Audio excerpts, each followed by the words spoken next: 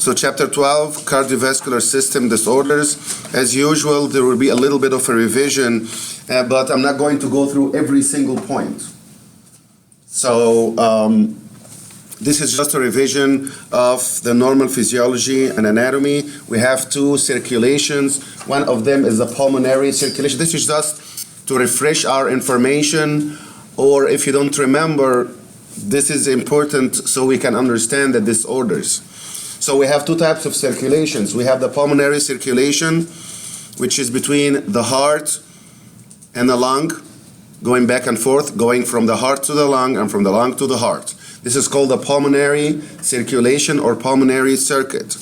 The other one is called the systemic circulation or systemic circuit, which is between the heart and different organs, going from the heart to all organs of the body and then returning back to the heart. How many chambers in the heart? Four chambers. How many valves? Four. Four valves. Four valves.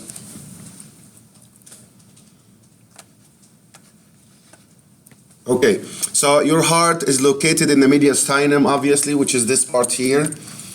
This is your chest. This is the right pleural space. This is the left pleural space. In the middle, this is called the mediastinum. And the heart is not exactly like this. It's pointing to the left a little bit. So it goes more toward this way, and that will affect the auscultation when we go to the using the stethoscope. The heart is surrounded by a sac that's called pericardial sac. And sac basically means like a pocket, like a pouch. So it's obviously two layers. One is internal and the other one is external. What's the name of the external one? Which one is visceral and which one is parietal? Parietal is the outside. Parietal outside and visceral inside. And there is some fluid in between so that they stay together. And so that the movement of the two, the sliding movement of the two will be smooth. Okay? And at the same time, they should stay together with that fluid in between. And we have four valves, as you mentioned. Two of them are between the atria and the ventricles.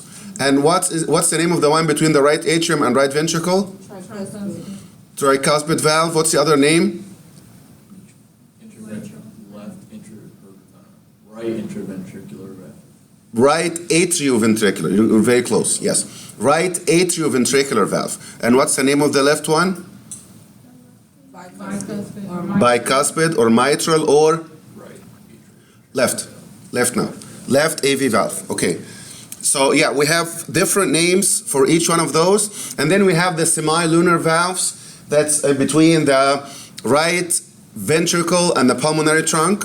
This is in the right side. And the left side, which is the aortic one, that's between the left ventricle and the aorta. The conduction system will start from the SA node. Do you remember this? We start from the SA node. Do you see the green part? The SA node is the sinoatrial node, and this is the normal pacemaker. Again, we're refreshing our information, so when I say ectopic focus or ectopic pacemaker, you should remember the normal pacemaker. So when I say ectopic or abnormal pacemaker, you should remember what was the normal pacemaker. So the normal pacemaker is in between the sinus, which is the aortic sinus, and the atria, which is located here.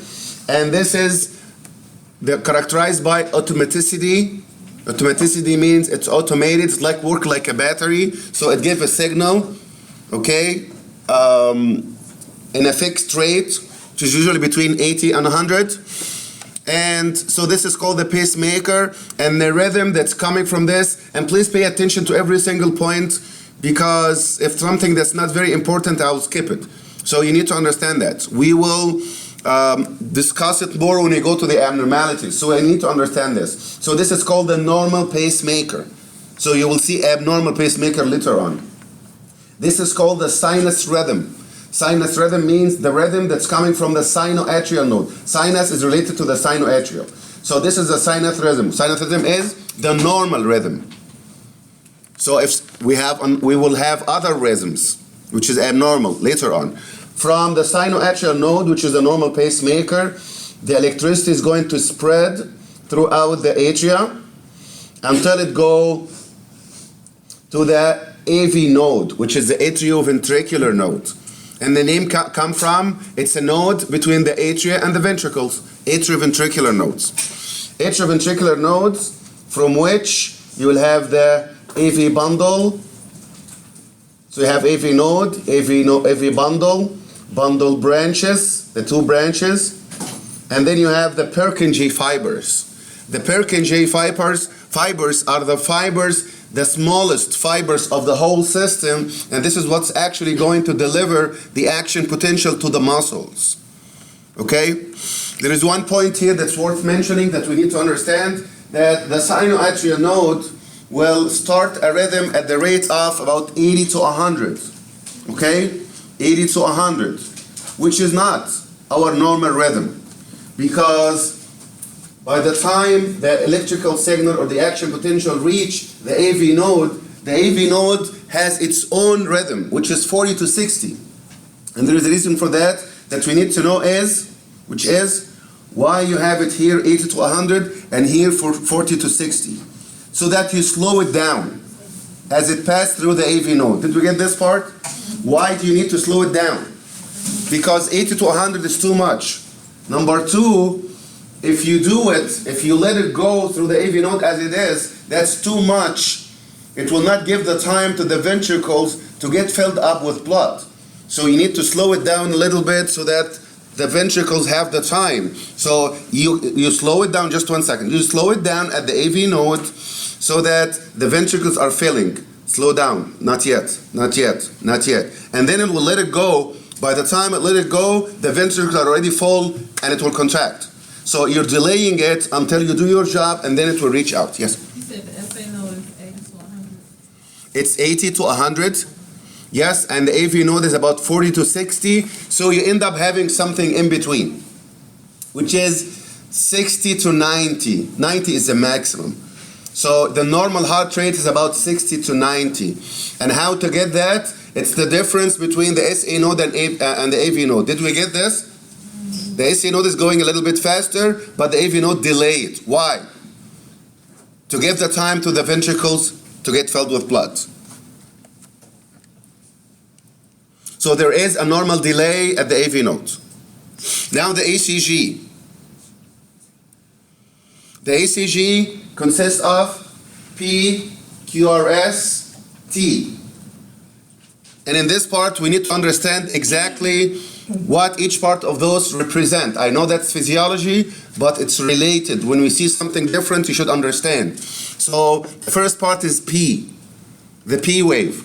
And the P wave represent the atrial depolarization, which is, they have SA nodes, and then the electricity will spread in the atria. Is that right? The depolarization is spread in the atria. So this is going to result in this wave, which is called the P wave. Atrial depolarization. Then you have the QRS complex, or wave, and that represents ventricular depolarization. What's the depolarization? Depolarization, yes, it's the action potential basically. The action, which is electricity. That's what it means. Depolarization. So the ventricles depolarize, and the result is QRS. Then the T wave, which is the ventricular repolarization. Repolarization, meaning return back to normal. Are we following with this so far? Okay, so what's missing here? You said atrial depolarization, ventricular depolarization, ventricular repolarization. What's the fourth one that's supposed to be here? Atrial repolarization. Do you see atrial repolarization here? No. Why? Because it's merged within the QRS complex. It comes at the same time. So it merged within the QRS, you don't even see it. So you don't even look for it. It's not there. You will not see it. It's within the QRS complex. Now the segments between the P and the R, this segment, or the PR segment, what happened during that time? Can you tell me? Why it's not like this? Why the T is not directly with the QRS? while there is a line like this in between. What does that line represent? Which is through what? From the electrical point of view, like which part of the SA node, internodal pathway, AV node, AV bundle, which part of those? It's an AV node. Yes, this is the AV node. We said there is some delay at the AV node, right? So atrial depolarization, and then it takes time until it goes through the AV node. Now it's in the ventricles depolarize, right? And then by coming back through the ST segment, and then you have the ventricular repolarization. And again, I'm saying that for a reason, okay? Guess what? Let me ask you this, before going to the abnormalities. What if this is longer? What does it mean? Longer, less lower heart rate. What does this represent in the first place? You just mentioned it. The atrial. The passing through the AV node. So it takes time. Meaning this is the delay in the AV node. If it is longer, it means more delay in the AV node, right? We shouldn't have more delay in the AV node because this will be called heart block later. Did you get this point? We will see it. And this should be measured by blocks. How many squares? Okay?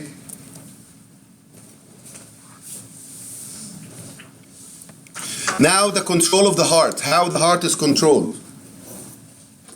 And again, that will make sense later on. This is the midbrain, this is the pons, this is the medulla. Here we have two centers, cardiac acceleratory centers and cardiac inhibitory centers. Cardiac acceleratory centers accelerate the heart from the name. Cardiac inhibitory centers inhibit the heart from the name, right? Okay, so cardiac acceleratory centers is going to accelerate the heart. Depending on what? Why would this center tell the heart to speed up? Cardiac inhibitory centers, depending on what? When should it tell the heart to slow down? According to what? According to a feedback coming to it. From what? From these centers.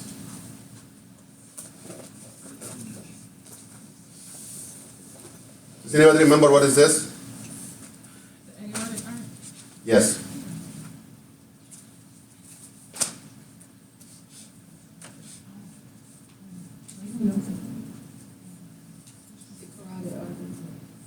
Yes, carotid and aortic. So there is a carotid And brachial. and aortic. Yes, it's the brachiocephalic trunk. But here's the point I'm trying to make here. Carotid, bodies and sinuses, aortic, bodies and sinuses. Aortic body or aortic sinus, both. Carotid body, carotid sinus. Aortic body, aortic sinus. Okay? The carotid and aortic sinus is baroreceptors.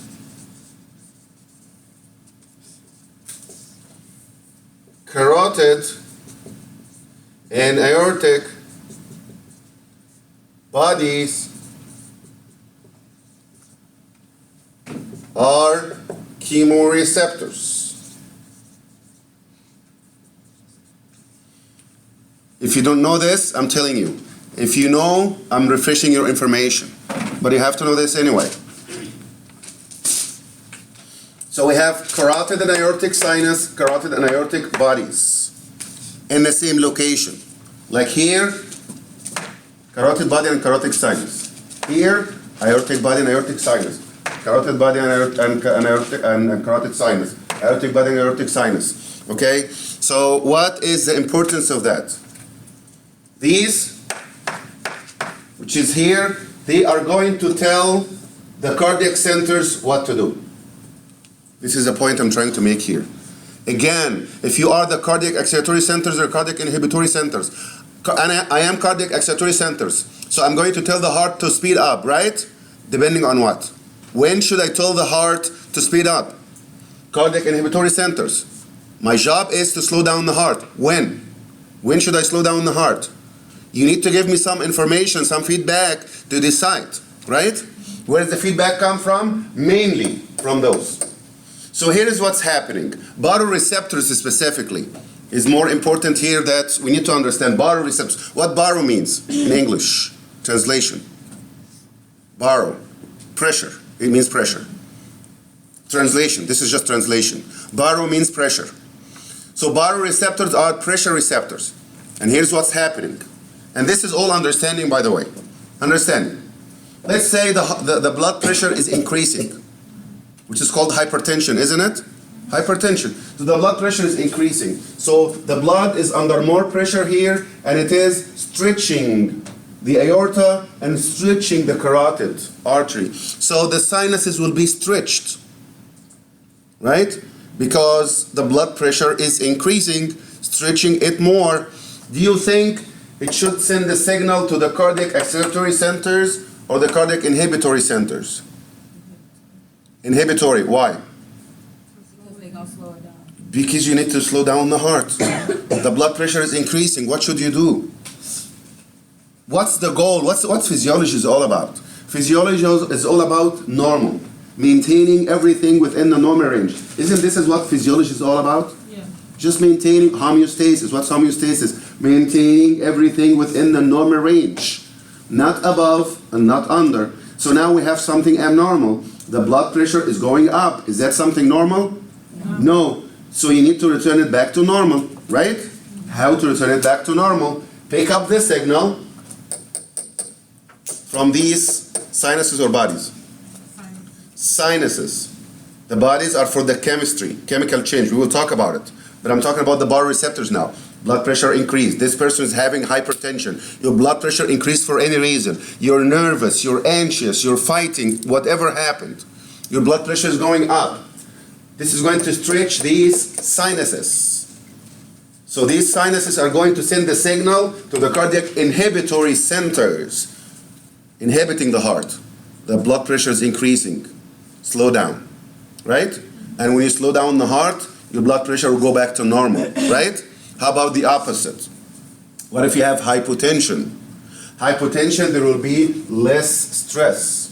So they will send the signal to the cardiac acceleratory centers at this time, right? Does that make sense? And obviously, you cannot have both at the same time. When you stimulate the cardiac acceleratory, you inhibit the inhibitory. When you stimulate the inhibitory, you inhibit the cardiac acceleratory. Does that make sense? One of them is trying to push you up, and the other one is trying to push you down. If you push this one up, stop this. If you want it to push down, stop this, right? So you can work with either this or this, like a switch. You can't go up and down at the same time. You either turn the light up or on or off, right? So you stimulate this, you inhibit this automatically. Did you get this point? Mm-hmm. And this is all about the baroreceptors. So and this is the location. It's in the carotid and aortic. Now, sympathetic and parasympathetic, and this is part that's very important to know. Cardiac acceleratory centers work through sympathetic, and cardiac inhibitory centers work through parasympathetic. And it makes sense. Do we know sympathetic and parasympathetic? Do you still remember this? Yes. Sympathetic is how can we summarize it? Fight, fright, flight. How about the parasympathetic? Rest, digest. Fight, fright, flight, rest, digest. Right? Okay, you're fighting right now. What happened to your heart rate? Increase or decrease? Increase, makes sense, right? Your blood pressure goes up or down? Up. Your breathing, more or less? Respiratory rate, increase? Increase. Okay, your alertness, you be more alert or less? More. Do you dilate your eye pupil or constrict? Dilate. You're fighting, you have to see, right? You're fighting. Okay, would you send the blood more toward the muscles and the heart, or toward the digestive system, urinary system, reproductive system? The heart and muscles, of course. This is the time when these are more important than anything else, right? It's not the time, for sure, that's not the time for the digestive system, for urinary system, productive system. What's the use for those during the fight? But are you using your muscles? Of course. Are you using your heart? Yes. Are you using your respiratory system? Are you breathing more? Do you need more blood? So you're redistributing the blood depending on the situation, sympathetic versus parasympathetic. And parasympathetic, on the other hand, and the nerve here is important to know also, which is called the vagus nerve. The parasympathetic works through a vagus nerve. So this is parasympathetic. Using parasympathetic, it's using the vagus nerve. So vagus nerve will go to the heart, slow it down or speed it up. Slow it down. Are we all following? Okay. So what is the effect of the parasympathetic nervous system? Parasympathetic nervous system is rest, digest. Do you want it to speed up your heart? Use it for what? Right? You're resting. You don't need it. Do you breathe more, increase respiratory rate, or decrease it? Decrease it. Do you divert your blood toward digestive system, reproductive system, urinary system, or toward your muscles and your heart and your chest? Digestive system. You're resting, digesting, right? So you divert your blood to the other side.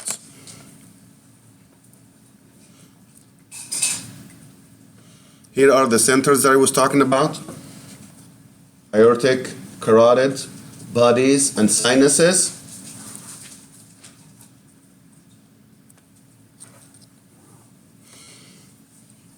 When should your heart rate increase? And what do you call the increased heart rate? Tachycardia. Tachycardia. And slow down? Bradycardia. Okay, 60 to 90, that's normal. Above that is tachycardia, under that is bradycardia. Okay? What are the factors that increase heart rate? Of course, sympathetic. We mentioned that, right? Sympathetic, that's one. There are other things that increase the heart rate as well. One of them is the thyroid hormone. Thyroid hormone, just remember this, acts like sympathetic. Thyroid hormone acts like sympathetic. Whatever is happening in sympathetic, if you have increased thyroid hormone, this will happen. So if you know somebody having hyperthyroidism, expect that their blood pressure is high, heart rate is increased, and so on. It acts like sympathetic, okay? Otherwise, if you're exercising, you're under stress, pregnancy, all these situations are going to increase the heart rate.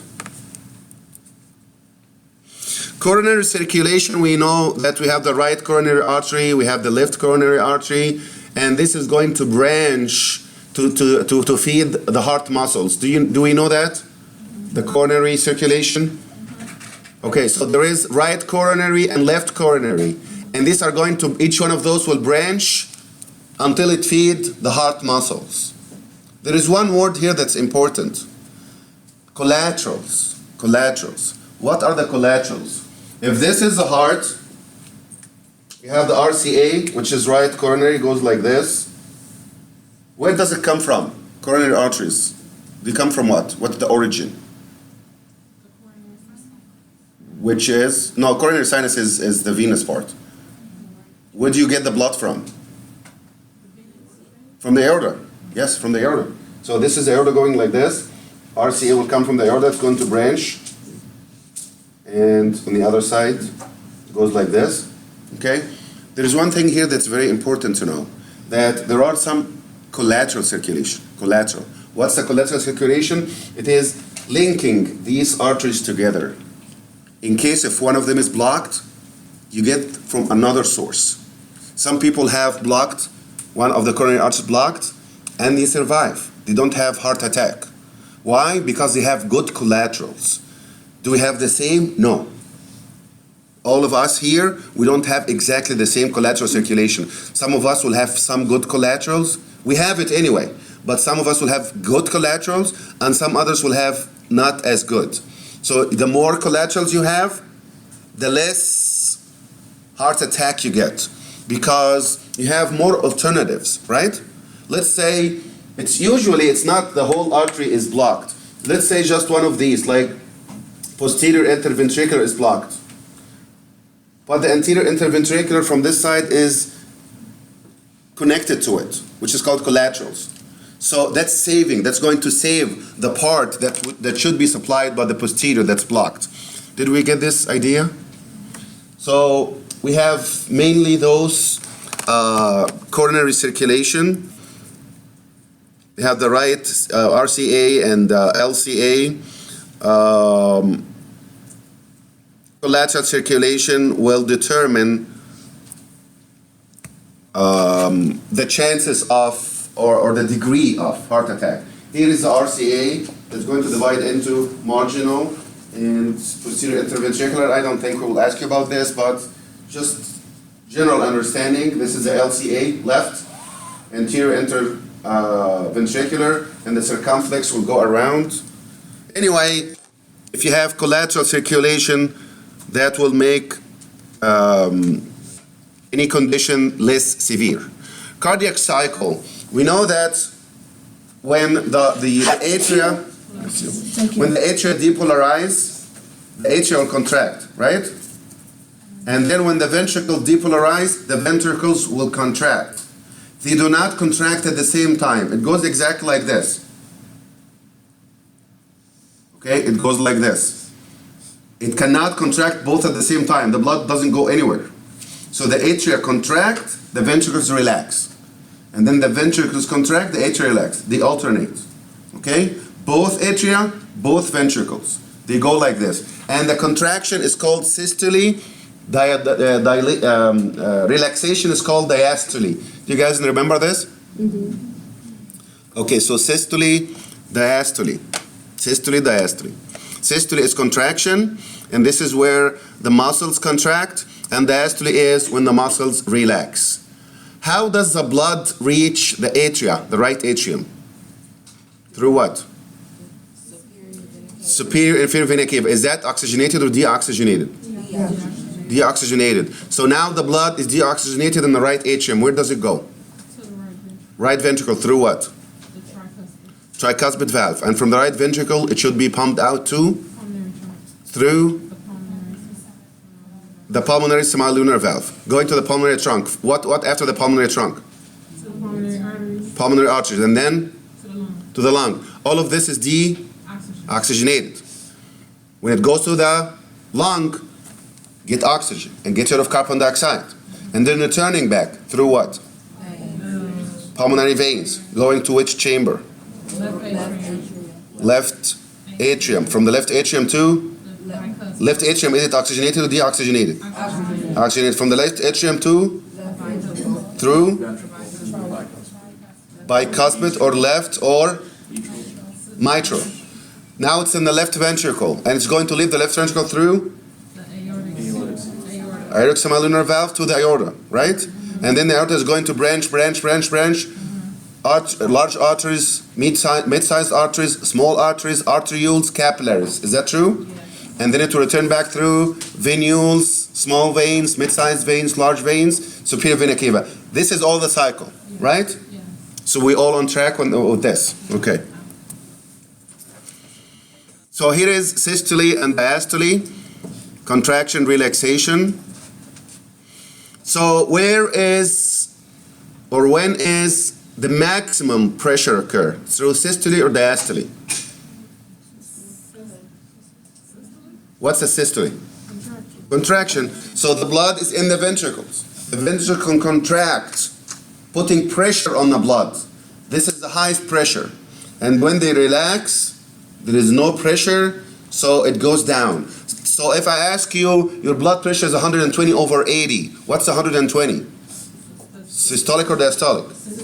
And the 80 is? Diastolic. Meaning 120 is the highest during contraction, which is systole. 80 is diastolic during relaxation. Heart sounds. The normal heart sounds, how many heart sounds do we have? 4. 2 of them are more important. I understand that, but it's 4. Normal heart sounds are 4. 1, 2, 3, 4, okay? 1, 2, 3, 4. And this is a lub dub that we hear. Okay? 1 and 2 they come from the AV valves. 3 and 4 come from the passage of the blood. The difference is 1 and 2 are actually something that you can actually hear with the stethoscope. 3 and 4 is very faint. You can barely hear it. If you put the stethoscope, 3 and 4 is not something that you easily hear. Okay? It needs a lot of concentration. Why? It is why. Because 1 and 2 is this. The valves close, the cusps go together like this. So this is something that you can actually hear. 3 and 4 is the blood going through the valves, go like this. It's very faint. Okay? If it is not faint, or if the sound is different than this, the lub-dub and this, it's very faint. If it is not that, you call it murmur. So what's a murmur? The murmur is abnormal heart sound. Abnormal heart sound. It's not S1, S2, S3, S4. It's not one of those. It is changing any one of these sounds. And this will mean that there is something wrong with the valves, most likely. Something wrong with the valves. They say it's incompetent, but not necessarily. What if the valve is stenotic? What stenotic means? Stenosis. What's incompetent? Yes, stenotic is like this. Instead of being like this, stenotic. Okay, so it will become smaller. It will become tight, small. Incompetent is the opposite. It will become wide. Is it supposed to be stenotic or incompetent? Neither. None. It's supposed to be just normal. Not wider and not smaller. It shouldn't be any one of those. Is it always indicate a problem here? If it's what? Is it always indicate a problem? If you have murmur, there is a problem. What is the problem? Most likely something wrong with the valves. Something wrong like what? Stenosis or incompetence. Too wide, too small. Too wide, too narrow. Okay? Incompetent versus stenotic. And what's the difference? Here is the difference. The blood is supposed to go from atria to the ventricles, right? It shouldn't go back. But if it is too wide, it will go back. Because the valves are like this. And what's keeping the valves in place like this and it doesn't flip? Why? Chordae tendineae and papillary muscles are holding it down, right? So it shouldn't. What if something happened to the chordae tendineae and it's broken down? Or something happened to the valves that's become too wide? It will ultimately flip, right? And what can do that? We will talk about it. So this is for murmur. What's the pulse? The pulse is the distension and recoil. Where do you usually feel the pulse? Did you try to feel it before? What is this artery? Radial. Okay, so you put your fingers like this to feel the pulse. The pulse is expansion recoil. Systole diastole, expansion recoil. This is what you're feeling. And if you feel the radial pulse versus the apical pulse, it's supposed to be almost the same. Meaning, if you ever see this before, that the doctor is putting one hand on your heart like this, and the other hand on your radial artery. They are doing that for a reason. It should go almost together. Okay, it should go like this. But if it goes like this is called pulse deficit. It means there is some sort of delay. With your fingers, there is, but it's milliseconds. So you can't really pick it up by your fingers. If you feel it, that's very obvious. This is called pulse deficit. Here's a normal chart, and what we do here is, what you will do later on, if you're reading this, you count these squares, okay, like this. If you look at the distance from this to this, 2 squares, okay. Here is half, 1 half. Look at this, about 2 squares, right? So if it's 3 squares, it is longer, which means more delay. Did we get this? In each one of those will have the same thing, so you should measure it. Up and wide, the width and the height. The heart rate is how many cycles per minute. Like if I tell you heart rate is 70 or 60, what does it mean? Means you have 60 times 60 cycle, and the cycle is systole and diastole, right? Systole, diastole, 1. Systole, diastole, 2. You're supposed to have that 60 times per minute, right? Now when you contract, the amount of blood that's leaving the heart is called stroke. Anybody remember? Here is the ventricle, okay? Ventricles are relaxing, filled out with blood. More blood, more blood, more blood, more blood. And then contract. The blood that's pushed out, what do you call it? Stroke volume. Stroke volume. So what is stroke volume? It's the actual amount of blood that leaves the left ventricle, or that leaves the ventricles out of the heart. Okay? And it's not 100%, by the way. Meaning, look at this. This is a ventricle. Okay? The ventricle is relaxing and the blood is filling in within the ventricles. So let's say this is 100 milliliter in the ventricles now. The ventricles will contract, pushing out about 60%. It will never be zero, meaning the ventricles did not completely collapse. There should be some blood. So the stroke volume is the difference between the diastolic volume and the systolic volume. Did you understand what I mean? 100 at the end of diastole. It's called the end diastolic volume, and then it will contract, pushing some more. Still some blood in here. Not the whole 100 will leave. Usually it's about 60%. So let's say 60 milliliters will leave, and this is stroke volume. Do you still have some blood in the ventricles? Yes, it will never be zero. It can't be zero. Okay? So you're pushing about 60%, and this is called the stroke volume. Can you push 70% if needed? You can. Contract more. Can you push 80%? You can. Contract more.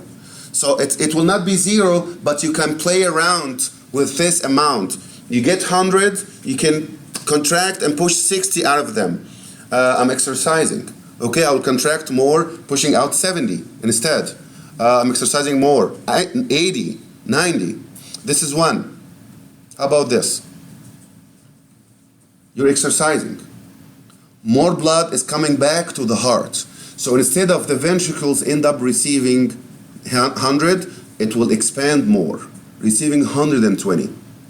And then contract, pushing out 100. So the stroke volume now is 100 rather than 60. The point I'm trying to make here is you play with the two volumes to increase the stroke volume, or to control the stroke volume. Did you understand what I mean by this? Here is 100.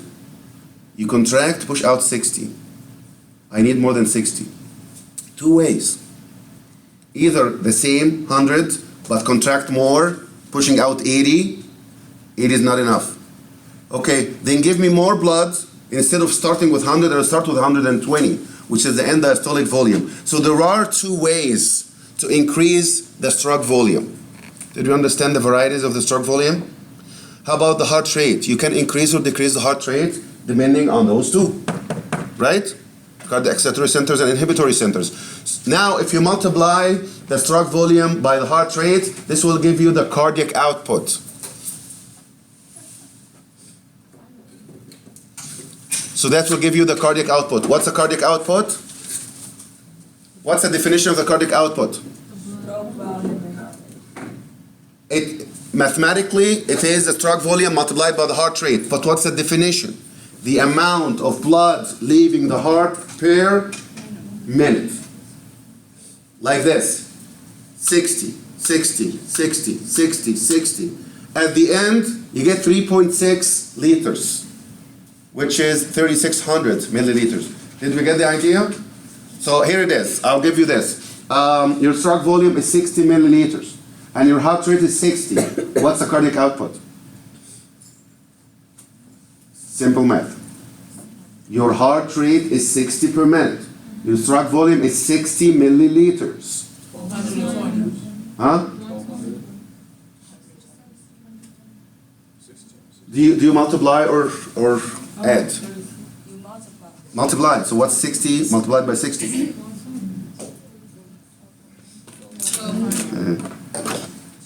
What's 6 by 6? 36. 36. 36. 60 by 60. Right? 3600. 3600. Oh. This is simple. Somewhere in the ballpark there. Okay, if 60 by 6 is too hard, how about 6 by 6? And then add the zeros. Okay? Anyway, at the end, you have 3600. Can I increase the 3600? Yes. Either increase this or increase this. Increase the heart rate, speed up, cardiac excitatory centers, or increase the 60. How? Either increasing the end diastolic volume by returning back more blood, which is called increased venous return. Increased venous return, more blood reaching to the heart through superior and inferior vena cava, or contract more to push out more. The fraction will be more, or both of them. And it's usually both of them. Increase end diastolic and decrease end systolic. And instead of 100 and end up 40, 120 and end up 20. So the amount instead of 60 will be 100. Okay? Are we good so far? Now, the difference between the resting cardiac output, you're sitting down right now, you're not making much effort, right? The difference between this and the maximum that you can do is called the cardiac reserve. Okay? Cardiac reserve. So what's a cardiac reserve? The cardiac reserve is the difference between resting cardiac output and the maximum cardiac output. Do you have a maximum? Of course. Is it unlimited? It is limited. You can move around a little bit. You can exercise a little bit. You can run. You can exercise to the maximum. After that, that's it. Because no matter how much you try to dilate, there is a limit, right? Can I dilate like this? Yes. Like this? Yes. Can I dilate like this? No. There is a skeleton fibrous tissue around the heart prevented from over-distending. Is that okay so far? Now what's a preload means? Preload, before the load. This is the venous return, the amount of blood reaching the heart. What's the afterload? The afterload is after, the force that needs to be done to push the blood out.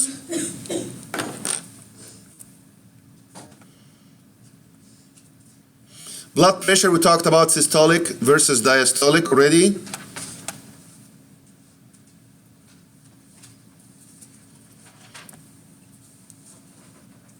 Now blood pressure.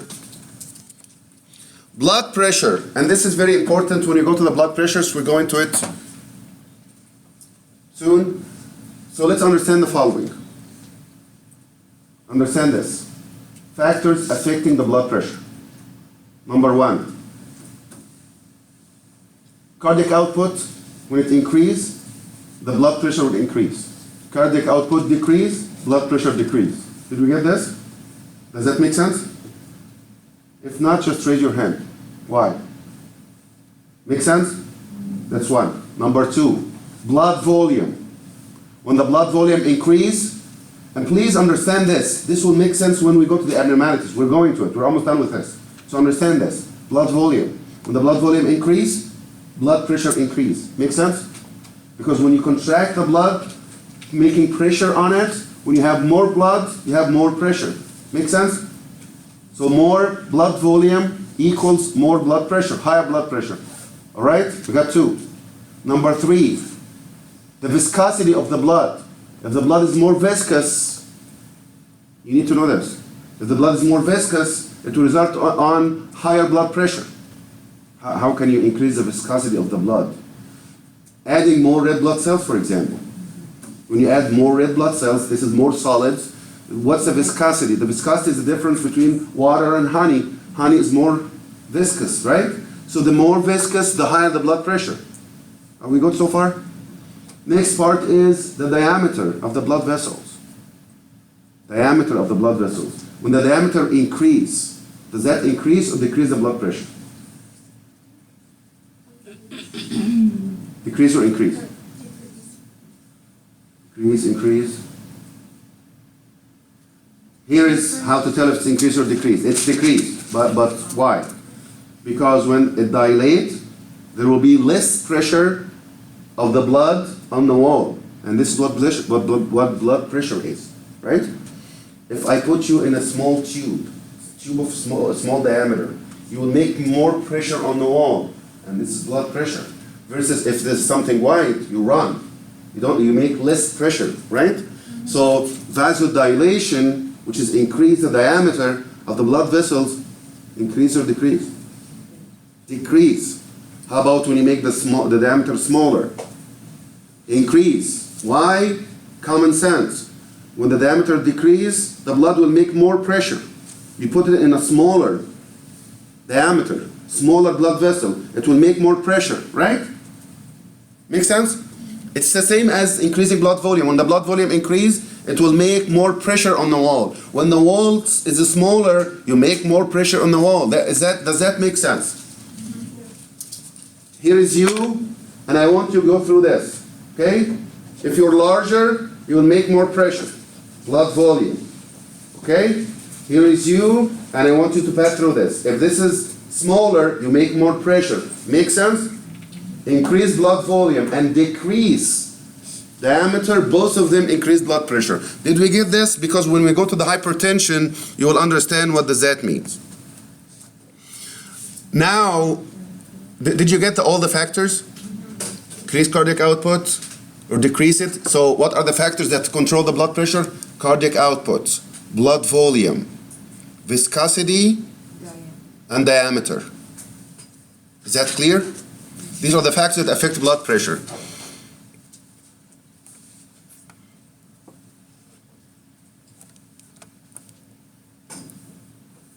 So when we say sympathetic, does sympathetic increase or decrease blood pressure? Increase. How? Through which of the four factors? Can you think about it and tell me? Cardiac output. Increasing cardiac output. How? By increasing heart rate and increasing stroke volume. Both of them?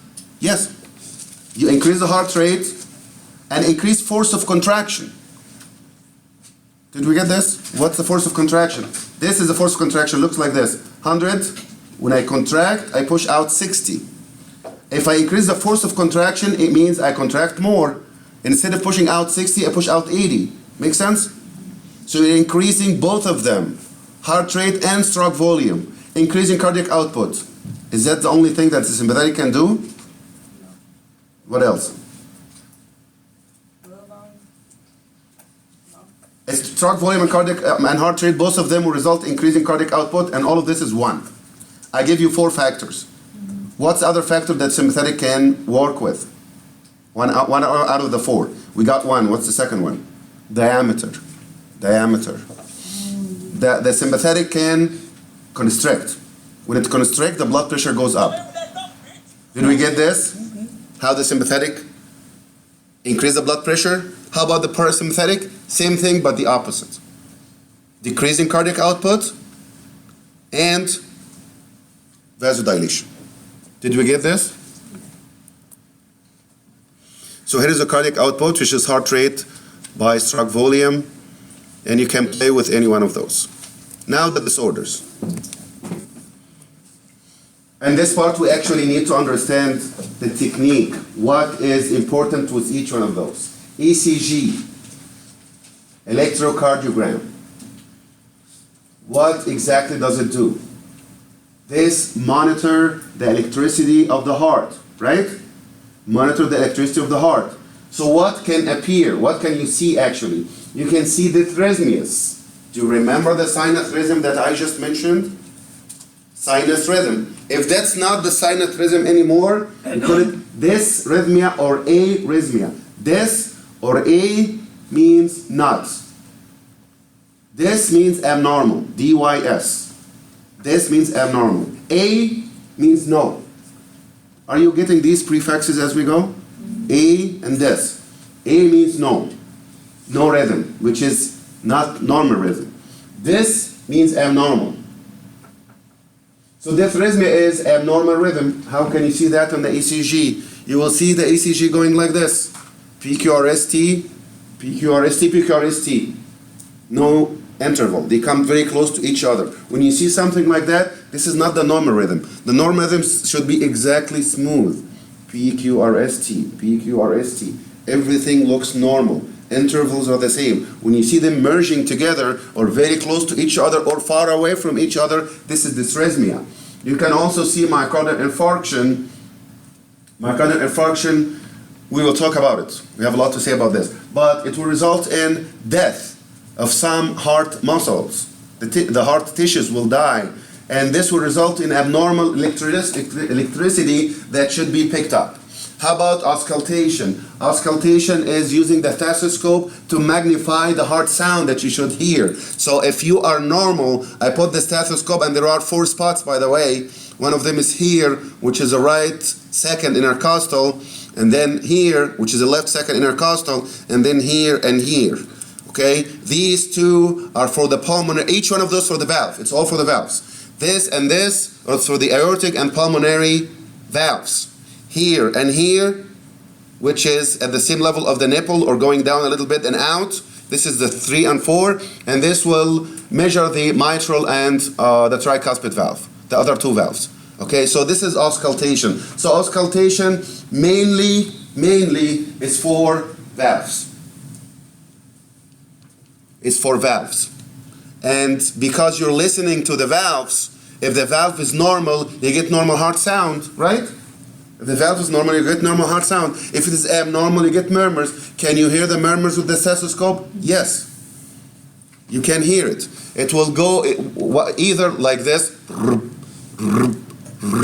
This is incompetence. Or go like, this is stenosis. This is the actual sound. This is how it sounds like with the stethoscope.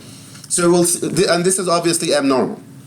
The normal heart sound, and when you go to the next part, or when you go to the clinical part, you should familiarize yourself with using the stethoscope, going to nursing or something. You should listen to yourself so that you get familiar with the normal heart sound, and when you hear something abnormal, you compare it to it. You get used to it. Echo, the echocardiography. This is most importantly valve movement. Valve movement, not the sound. The sound is auscultation. You have to know this. At least this part. Echo, valve movement. This is the most important thing. Valve movement. And also the blood flow. Why do I need to know the blood flow? Because if the coronary circulation, coronary artery, the blood is not flowing much, the heart is not receiving enough blood, right? You have a problem. Exercise stress test. This is something that I think I have a problem in my heart. Okay, let me listen to you. I don't hear anything abnormal. But I know that I feel like I have some abnormality. Okay, I'll put you on that treadmill, and I'm going to track your heart rate and see what's happening. Okay? After I do the ECG, it looks fine. I hear you, you're fine, but still you're not sure. How about the stress test? Treadmill and put it up. You're still fine? Yes. More, and monitoring at the same time. And if something abnormal happened, I can see it. But there is a maximum. I'm not going to go through the details. There is a maximum heart rate that you can go to and then stop it. Okay? But anyway, this will make some stress, put some stress on the heart, so that if there is something abnormal, we can pick it up. Of course, the air list will be the best. Chest X-ray. They don't mean exactly X-ray. X-ray can be using the nuclear or tomography or something, but X-ray meaning shape and size. So this is the normal heart. If I see the heart like this, no, there is something abnormal. The heart is larger than normal. Or the shape is like this, and the shape is becoming like this. There is something abnormal. Okay? And we should know what it is. From each one of those, you have to know what does it pick. Shape and size. Is that clear? Chest, shape and size. This is what you're picking up. Valve movement. Clear? Auscultation, the sound of the valves. Okay? Catheter. Are we familiar with the catheter? Yeah. They put it through the veins and go all the way to the heart. And the catheter will basically see the valves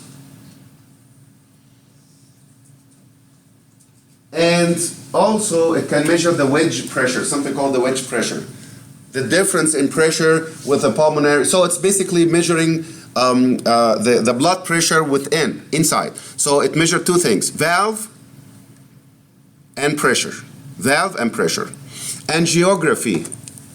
Angiography.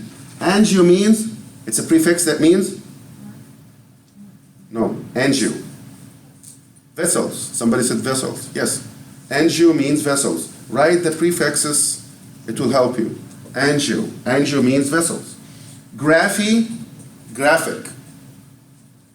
Picture. So angiography is a picture of the vessels. Which vessels are you talking about? The coronary. Okay? So angiography is visualized. Angiography is basically like this. They inject you with certain type of a dye or something, and it go around passing through the heart. You take a picture and let me see. If the coronary artery is just normal, I can see it normal. If it goes like this and then this part is tight, there is something abnormal. So angiography measures blood flow in the coronary circulation.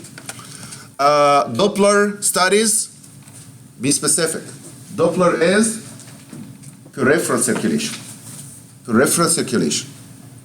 Doppler is for peripheral circulation, meaning I can measure the circulation in your legs, for example.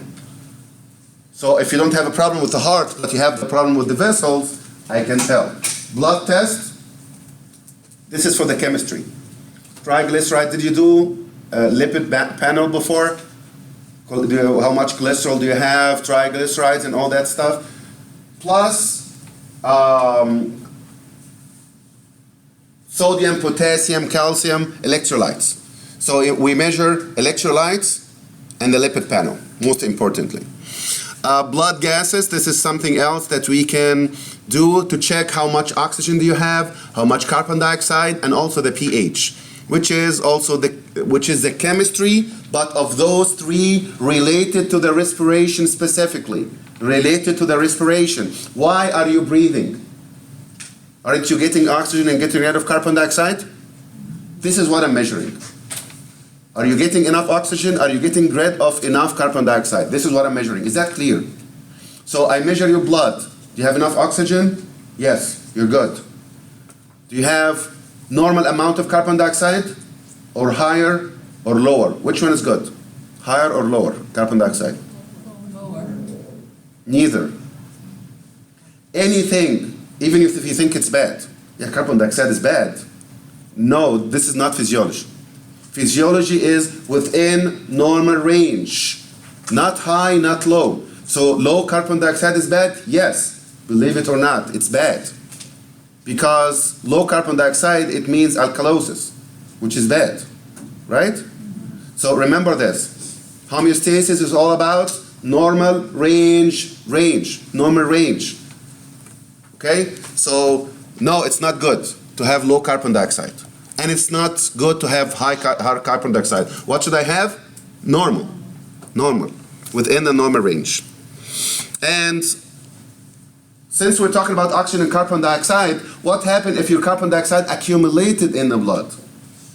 What does it react with? It will be carried on the hemoglobin, but what does it react with? It reacts with water. Making what? Do you drink Coke from the fountain machine? Did you ever see the fountain machine from the back? Do you see these pipes in the back? Yeah. What are these pipes? One of them is bringing water. And one brain One bring carbon dioxide. You know that? It's carbon dioxide. And the third one will bring the flavor, or it may be stored in there. Okay? But at least there are two pipes. One bring water, and the other one bring carbon dioxide. Carbon dioxide, we drink carbon dioxide. Yes, it's dissolved. So this machine is all about water. You add carbon dioxide under pressure. Give you carbonic acid. Why do they call it carbonated beverages? Isn't Coke and Pepsi and all that stuff is called carbonated beverage? Yeah. Why? Carbonic acid. Carbonic acid. It's carbon dioxide under pressure, dissolved in the water, giving you carbonic acid. That's what it is. And carbonic acid means acidity. Means the pH goes up or down. Down. Acidity, pH up or down. Down. And if it goes up, Yes, base or alkalinity. Okay. Dietary modification. This is one of the treatments. Regular exercise and cessation. This is non-specific. These are all the general measurements. It's not doesn't mean it's not important, but this is just non-specific. So they can tell you you need to reduce your weight. You have hypertension, for example. If it is mild hypertension, they will tell you eat less salt because salt increases the blood pressure. How does it increase the blood pressure? It increases the viscosity of the blood pressure, adding more salt. Okay, so eat less fat. You have high cholesterol, triglycerides, and so on. Exercise on regular basis, and exercise moderate exercise, because strenuous exercise will stimulate your sympathetic nervous system, which is not good. Okay. You cannot depend on your sympathetic nervous system. That's not good. Sympathetic nervous system is left for emergency only. You're supposed to use it during emergency, and you're not emergency. So doing strenuous exercise is not good. Moderate exercise. Moderate exercise is going to increase high density lipoprotein. We will talk about this, and it's going to reduce the lipids. Moderate exercise. Decrease the lipids, which is bad, which is the low density lipoproteins, and increase the, do you know the bad and good cholesterol? The good cholesterol is HDL. The bad is LDL. We will talk about this. Cessation of smoking. Smoking, what's the relationship between smoking and heart disease? There are a lot of things. Increasing blood pressure. It contains a lot of chemicals. It's like 130 something chemicals, believe it or not. And these chemicals are going to do a lot of things. But what we have to know is that they stick the platelets together. Forming a thrombus. And this thrombus is going to be stuck somewhere, blocking the blood supply to an organ. Number two, it hurts the blood vessels from inside. There are a lot of other things, but these are the two that you cannot forget. Okay? About smoking. You don't forget this. Two things. Clump, stick the platelets together, forming thrombus, and injure the blood vessels from inside. There are a lot of other things, but this is the most important things. So that will result in thrombus and increased blood pressure. Did we understand where it comes from? A lot of bad things, but this is related to what we're talking about right now. Treatments, and actually you have to know this. Okay? This is something that you have to know, and you can see questions about this, that's for sure. Because this will test your understanding of what we talked about. So vasodilators, without looking here, what do you think we will use it for? What does it do when you dilate? What happens to blood pressure? Goes down? So it's a treatment for blood pressure? For hypertension? Yes. So vasodilators are used for hypertension. Because when you dilate, do you remember the 4 factors I told you that affect the blood pressure? Aren't we applying the physiology that we talked about? Right? That's why we give this introduction, so we know what the normal, if you know the normal. So I can give you dilators. This is one of the treatments. If you understand the factors, you'll understand this. Vasodilation, decreasing the blood pressure. Okay? And the other thing is angina. What's the angina versus myocardial infarction? We will talk about it. But does anybody know what does it mean? Chest pain, this is what you can see, yes? But what's the pathophysiology? What's the pathology that's happening? Okay, here is what we have to know here. You will see it later on, but let me just say it now. Here is the blood, coronary circulation going to the heart. Okay? Less blood, less oxygen, which is called ischemia, is angina. On the other hand, complete shutdown, myocardial infarction.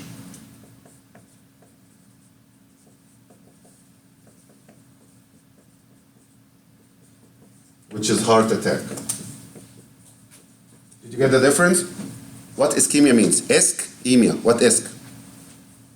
Low blood. Low or reduction. Emia? Blood. Yes. So if you understand the prefix and suffix, can you guess what it is? Ischemia. Less blood. So if you have ischemia, less blood go to the heart. Is the heart still receiving blood? Yes. Yes. But it's stressed off.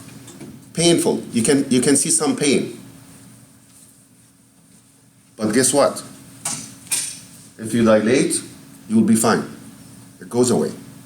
But if the blood is completely shut down, can you dilate? It's over.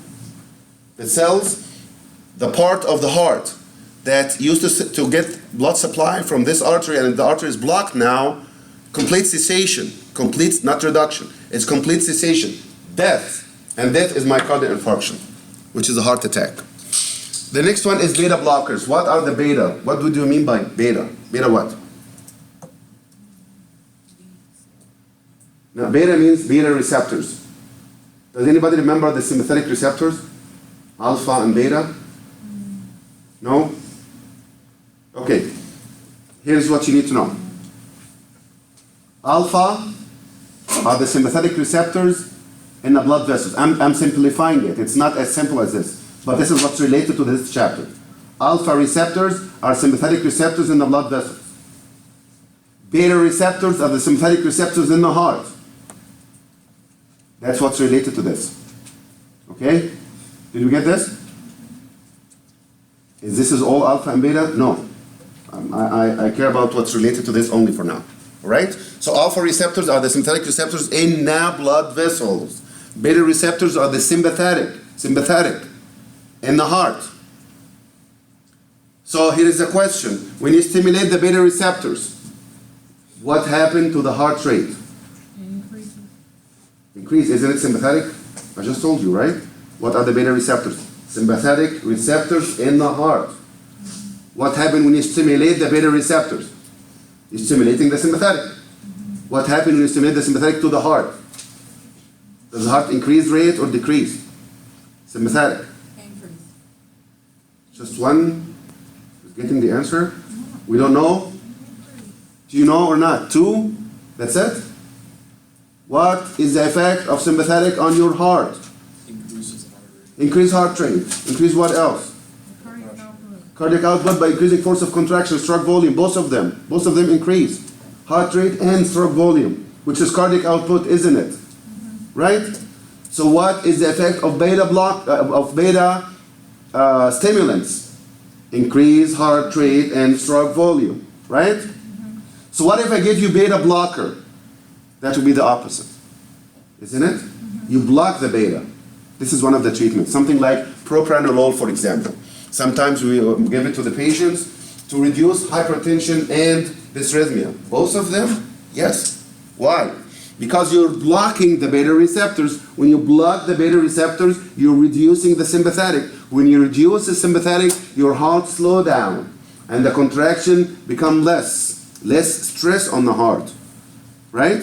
So when you slow down the heart, less contraction equals low blood pressure, isn't it? What are the four factors affecting the blood pressure? Isn't the first one was the cardiac output? So are you decreasing the cardiac output? Can this be used for treatment? Yes, of course. Dysrhythmias, on the other hand, dysrhythmias, meaning the rhythm is not good. What determines the rhythm? Sympathetic will increase the rhythm. When you block it, you're controlling the rhythm, right? So it's used for both of those. Calcium channel blockers. What is the need of calcium in the heart? Why the heart need calcium? Need it for what? For contraction. Make sense? Does everything make sense so far? Why? Now, calcium is important for contraction of the muscles. The muscles will not contract without calcium. Do you remember actin and myosin? Yes. You have to have calcium so that the actin and myosin slide, contract, relax, contract. You have to have calcium. So if I give you calcium channel blocker, that's going to block the calcium. Less calcium means less contraction. Does that make sense? Less contraction. So what? So stroke volume decrease. So cardiac output decrease. So you're treating the hypertension. Does that make sense? You're treating hypertension, decreasing the contractility. At the same time, do you know that the blood vessels itself, they have muscles? Or you don't know? Blood vessels. In the wall, do they have muscles? If I give you calcium channel blocker, it's not only affecting the heart, it's also affecting the blood vessels. Because for the blood vessels to contract, which is vasoconstriction, they need calcium. If I give you calcium channel blocker, there is not enough calcium. It will not constrict, it will dilate. Make sense? So that will drop the blood pressure as well. And it can be used for angina. Did we understand where the treatment coming from? Calcium channel blockers, vasodilators, beta blockers. These are all treatments. Digoxin. Digoxin is something that's used for treatment of heart failure. What's the heart failure? Failure of the heart. Failure of the heart. Heart failure is failure of the heart. Failure of the heart to do the job. What's the job of the heart? Supplying the body with blood. Isn't that simple? What's the function of the heart? Supply the body with blood. If that failed, you can give digoxin. What's the digoxin? The digoxin is going to slow down the heart for more efficient contraction. More efficient contraction. Because the heart is failing, the heart is weak. You can't get the heart to speed up while it's failing, right? If you have a problem, if you're sick, can I ask you to still speed up? That will be too much, right? No. I will tell you, okay, since you're sick, you're having a problem, slow down and do the job peacefully, slowly, without stress. Digoxin. Antihypertensive, all what we talked about. Adrenergic blocking. What's adrenergic means? Where is this word coming from? Adrenaline. Is adrenaline sympathetic or parasympathetic? Adrenaline versus acetylcholine. Which one is sympathetic and which one is parasympathetic? Adrenaline is sympathetic. Acetylcholine is parasympathetic. If you don't know, I'm telling you. Adrenaline and noradrenaline, also known as epinephrine, norepinephrine. Is it exactly the same? Yes. Adrenaline is the same as epinephrine. Adrenaline. Ad means above. Renalin means kidney. So it comes from above the kidney. How about epinephrine? Epi means above. Nephron means kidney. Isn't it the same? Adrenaline is epinephrine is exactly the same. Just an old and new name. Okay? The newer name is epinephrine. But you have to know both of them. Noradrenaline is the same as norepinephrine. It's the same. And all of these are sympathetic. So when you give adrenergic blocking agents, it's going to block the adrenaline. And adrenaline is sympathetic. So obviously that's going to slow down the heart. Treatment of hypertension. The next one is ACE inhibitors. What's the ACE inhibitors? Here is ACE inhibitors.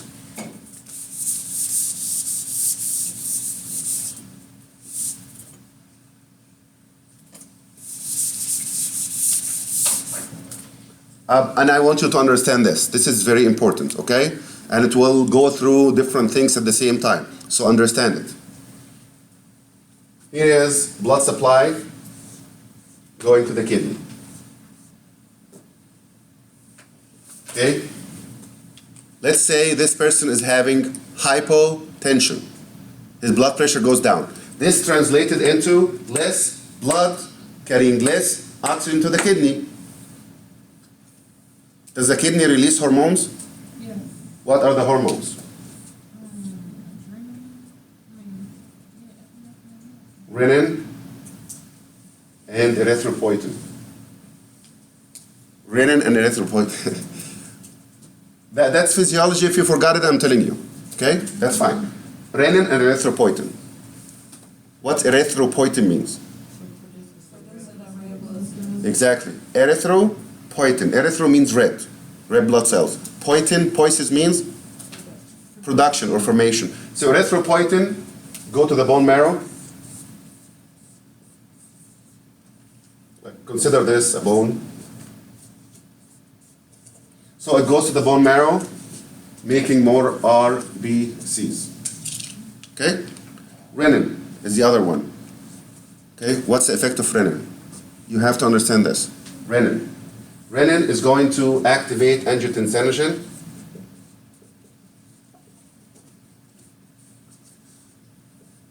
To angiotensin 1, which will become angiotensin 2 via ACE, which is angiotensin converting enzyme. Well, what is all of this? What is this? Angiotensinogen is something that you have already in your body. And gen, any word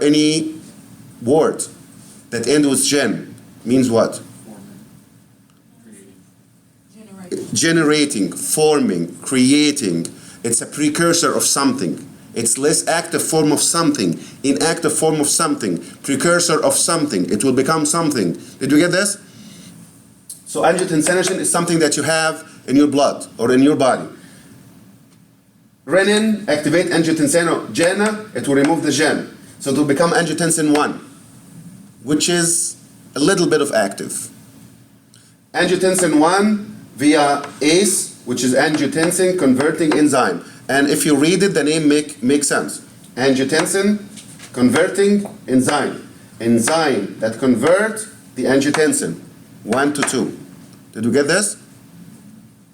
Now what's the effect of angiotensin 2? The following. You need to know this.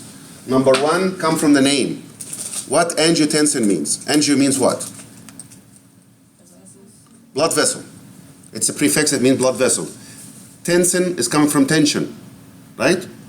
So this is going to tense tension of the blood vessels, which is vasoconstriction. Did you get this? Okay. Number 2, thirsty. Stimulate the thirst centers in the hypothalamus. What happens when you feel thirsty?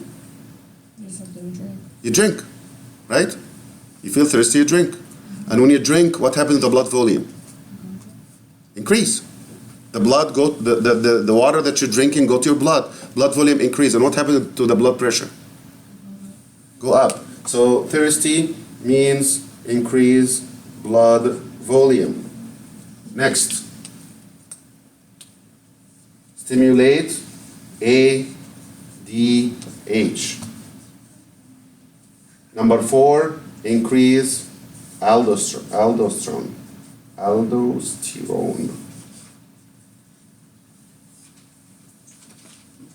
Did you get the 4? What was the last one? Vasoconstriction is number 1, which comes from the name. Thirsty is number 2. 3 is increasing ADH. If you can't see it, ADH, increasing ADH. Number 4, increasing aldosterone. If you can see it, I'm saying it. Increase aldosterone, increase ADH. What is all of this? What does it mean? Remember I told you in the beginning that you have hypotension. Blood pressure is low. Less blood, less oxygen going to the kidney. The kidney will react by reducing those two. Renin will convert angiotensinogen to angiotensin 1 via ACE. Will become angiotensin 2, which is very effective, very active. And this is going to result in vasoconstriction. Can you tell me vasoconstriction is going to do what with the blood pressure? It's gonna raise it. Increase or decrease? Increase. Increase. So this is the first effect. Number 2, you feel thirsty, you drink. Blood volume increase. What happens to the blood pressure? Increase or decrease? Increase. So two ways so far to increase the blood pressure. Number 3, ADH. What's the ADH? Anti-diuretic hormone. What does it do? Reabsorb what? Water. Reabsorb water. ADH, reabsorb water from the kidney. Remember it. ADH, reabsorb water from the kidney. If you wanted to know where the name came from, anti means against, right? Mm-hmm. Diuretic. What's diuretic? It's diuretic. A lot of urine. It's against that, which means less urine. How to make less urine? Take the water back. Did you understand it? Mm-hmm. So if you want to describe ADH, just say water reabsorption. Water reabsorption from the kidney. So when you reabsorb water, you take it, instead of losing in the urine, you take it back. What happened to the blood volume? Increase or decrease? You take the water back, you add it back to the blood. What happened to the blood volume? You take it from the urine, add it to the blood. What happened to the blood volume? An increase. Increase blood volume. What happened to the blood pressure? Increase. You increased it in three ways so far? Last one, aldosterone. Aldosterone, I want you to remember this. Sodium reabsorption from the kidney. I mentioned ADH, water reabsorption from the kidney, right? Aldosterone is sodium reabsorption from the kidney. Are we good so far? Sodium reabsorption, what does that mean? It asks the kidney to take the sodium back to the blood. Chloride is the shadow of sodium. So when you reabsorb sodium, you automatically reabsorb chloride. What's sodium chloride? What is the sodium chloride? You don't know what it's called? That you eat? Salt. Salt. Do you eat salt? Do you put salt on the food? This is sodium chloride. Okay? So what's the effect of aldosterone again? Reabsorption of what? Sodium. So sodium goes back to the blood. That will be automatically followed by chloride. Now you have what? Sodium chloride, which is salt, isn't it? Osmosis, you will take water, follow the sodium chloride. So now here's what's happening. Aldosterone, taking the sodium back, automatically taking the chloride back, automatically taking the water back. So you added salt and water to the blood. Blood volume increase, viscosity increase, blood pressure increase. Does that make sense? Did you get the 4 ways of increasing the blood pressure with angiotensin 2? Don't forget this. So, but with saying all of this, look at this. You see this one? What if you block it? You don't have angiotensin 2, right? What happens to your blood pressure? Goes down? Can this be used as a treatment for hypertension? Yes. Did you get how? Okay.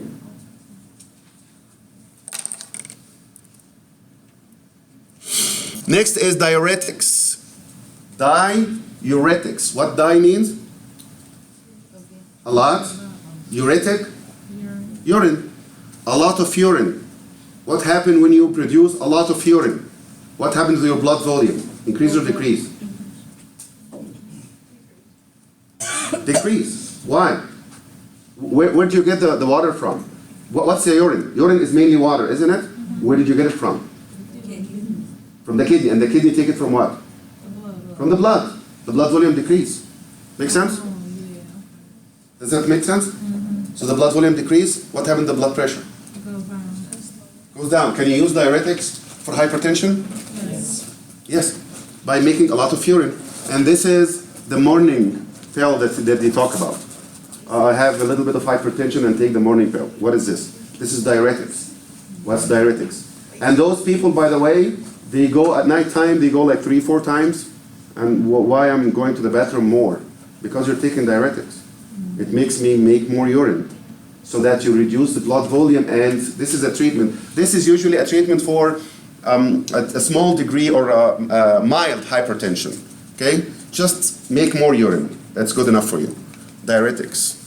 Anticoagulant, against coagulation. What happens if you have coagulation within the blood vessel? Blood clots. Blood clot, right? And it's going to block somewhere, like blocking this.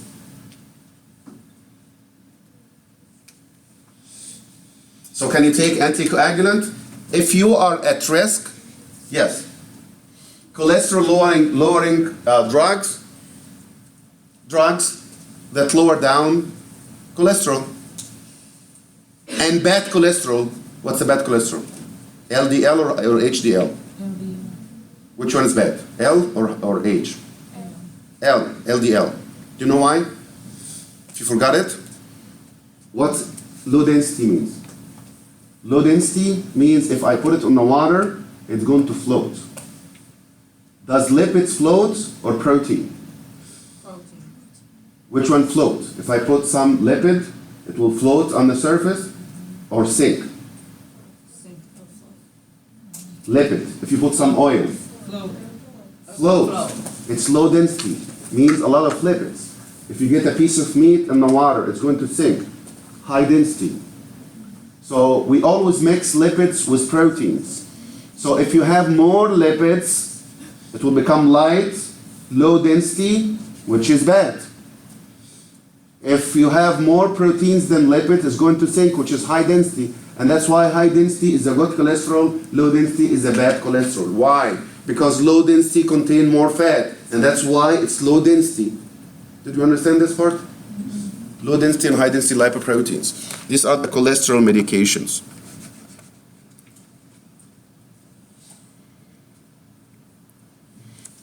I don't think we'll be very specific in this one, but let me just highlight a couple of those. Nitroglycerin.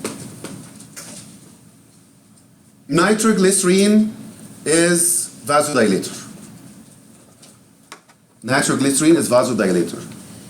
Since it's vasodilator, do what with the blood pressure? Does it increase it or decrease it?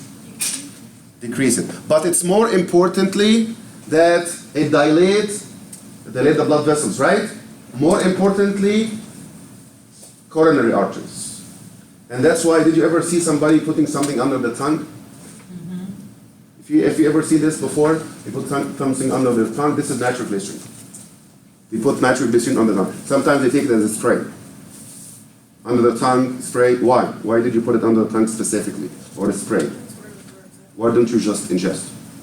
So it can work faster. Work faster, why? How does it access the circulation faster than ingesting it? Because of the sublingual gland. Not the glands, sublingual blood vessels. Oh. Because if you do this under your tongue, a lot of blood vessels. Number two, the wall or the mucosa here is very thin. So actually, that's very close to injection, to that extent. If you take it by ingestion, eat it, it will go to the esophagus and go to the stomach and stay there for a couple of hours, and then it go to the small intestine and then absorb. It takes hours, right? But if you put it under your tongue, it will take few seconds, because two reasons. Because a lot of blood vessels, a lot of capillaries under your tongue, plus the mucosa under your tongue is very thin, so anything can pass through. Yes? Is it safe to do that with most medications, or is it just ones that are meant for? This is only safe for things that are lipid soluble and things that are needed immediately. Okay. But if this is not something that's like diuretics, what's so important or what's so urgent about diuretics, for example? That's not urgent. But if you don't take nitroglycerin, within seconds, you get heart attack. So that's really only meant for like emergencies? Yes, it is for emergency. Yeah, and that's why people know that they have angina, they keep it in their pocket. If you have something, just put it under your tongue. Sometimes it goes in a spray. Spray it, it will do the same effect, basically. So this or that, both are fine. But in both cases, it's a treatment for angina. Are we following so far? Acetylsalicylic acid, which is aspirin. I think we're all familiar with the baby aspirin. We know a lot of people take baby aspirin, right? What's the effect of that? Blood thinner? Yes. But more specific, prevent platelets sticking together, which is the opposite of nicotine, the opposite of smoking. Do you have to be specific? Yes, yes. I'm saying it for a reason. Okay? Acetylsalicylic acid, which is baby aspirin. Why do you take it? Yes, it's a blood thinner. It prevents the blood clot. How? How? Less sticking of the platelets. It make what's the blood clot? The blood clots start with platelets coming together, stick together. This is blood clot. This is how it starts, right? Don't make it start in the first place. By making the platelets less adhesive, they do not come together in the first place. And that's why people know that they have this problem, they take aspirin. Do you have a question? Yes. Yes. So if you smoke, should you take baby aspirin daily to reverse? It depends on the age, but generally speaking, yes. Because cigarettes will do exactly the opposite, stick it together. So yes, it can be used, but especially in older age. Okay, and it's baby aspirin, not aspirin. Aspirin, the full dose of aspirin is too much. Baby aspirin is just enough to give you the beneficial side effect, or the beneficial effect, which is just not making the platelets stick together. Did we get the aspirin? So it's usually used for older age and people with heart problems? Yes. Anybody who's expected to have a blood clot. Okay? How about ladies who have a problem with blood clotting? Yes. Anything that's expected to have unusual. Otherwise, you can read it, but that will be too much or too specific. Okay, now arteriosclerosis versus atherosclerosis. What do you need to know here? Arterio means artery. Sclerosis meaning degeneration and fibrosis. Translation. Sclerosis. Degeneration, so it degenerates and gets replaced by fibrous tissue. This is what you need to know here. Arteriosclerosis. Arteriosclerosis. The arteries become sclerotic. What do you mean sclerotic? Sclerotic means degenerate, replaced by fibrous tissue. It will not be elastic anymore. Did you get this? Did you get this? Normally the blood vessels are elastic. What elastic means? Like a rubber band. Stretch, recoil. Stretch, recoil. If this is replaced by fibrous tissue, it will not do that. You lose the elasticity. So what do we have to know here? Sclerosis of the arteries. What do you mean? Sclerosis is degeneration, losing the elasticity because it's replaced by fibrous tissue. And this is what we have to know here. And what happens if the blood vessels are not elastic? They cannot. Is it hardening? Hardening.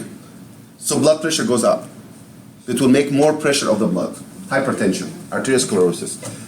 Atherosclerosis. Atherosclerosis is very close. You can actually confuse it together, right? Arteriosclerosis, atherosclerosis, isn't it the same? No, it's not the same. This is not arterial, this is athero. And athero translation, lipids. Lipids. So atherosclerosis is another condition. Atherosclerosis means accumulation of lipids. Accumulation of lipid. In the wall, in the inside wall of the blood vessels, obviously, it can include the coronary circulation. And by the way, atherosclerosis is the most common cause for hypertension. Okay? Everything that I'm saying it for a reason. Okay? This is the core of the chapter. You have to know this. Atherosclerosis is the most common cause of, is it the only cause? No, the most common. The most common cause. Because when the lipids accumulate in the wall of the blood vessels, they will become harder. Okay? And this is very common. When it becomes harder, the blood pressure goes up. Are we good so far? Did you get the difference between atherosclerosis and arteriosclerosis? Arteriosclerosis have nothing to do with lipids. Look at this.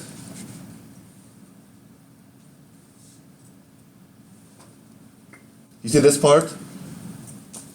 So this part is almost no blood is going through this.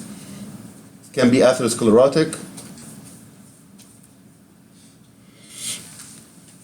I just talked about this.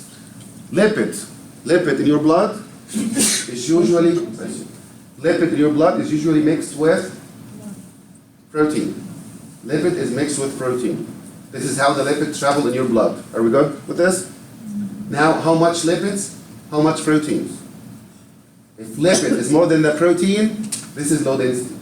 If protein is more than the lipids, this is high density. Did we get this? So, if you have more protein and less lipid, is that good or bad? Lipids are bad. So this is good. Let me say it again.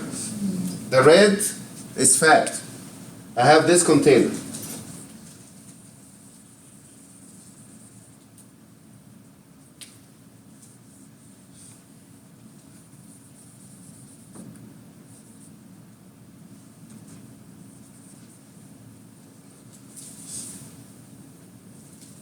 Look at those two containers. This container, the red is lipid. The blue is protein. Okay? This is a container that contains a lot of lipids and more protein. Lipid is bad. So this is bad. It's mainly lipids. It's a lot of lipids. Bad. You have a lot of lipids in your body. It will deposit on the wall. This is bad. So this is low density or high density? High density. What density means? If you're high density, you sink. If you're low density, you float. Okay, Does low density. this float or sink? Float.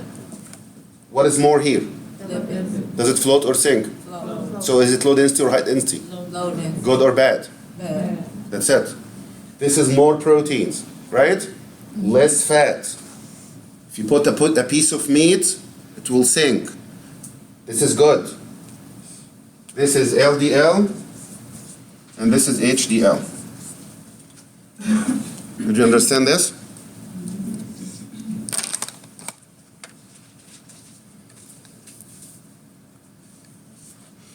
Atherosclerosis, and this is what happened. Atheroma. All what I want you to know here is what's atheroma. Atheroma is accumulation of lipids inside the blood vessels. Okay? Atheroma is what athero means. Translation. Athero. No, athero. Huh? Lipid. Lipid, yes. It's lipid. Okay. Athero, here it is. Write it down. Translation, lipid. I'm just translating, by the way. Just translation. Lipids.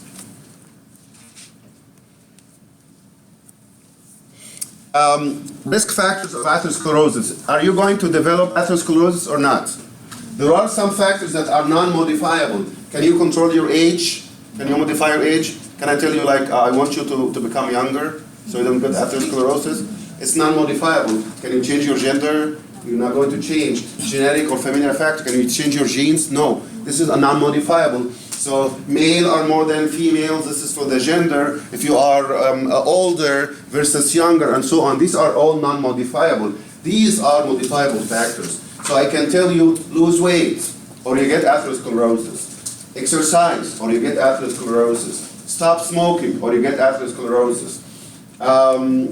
Treat the diabetes, or you get atherosclerosis. This is modifiable, right?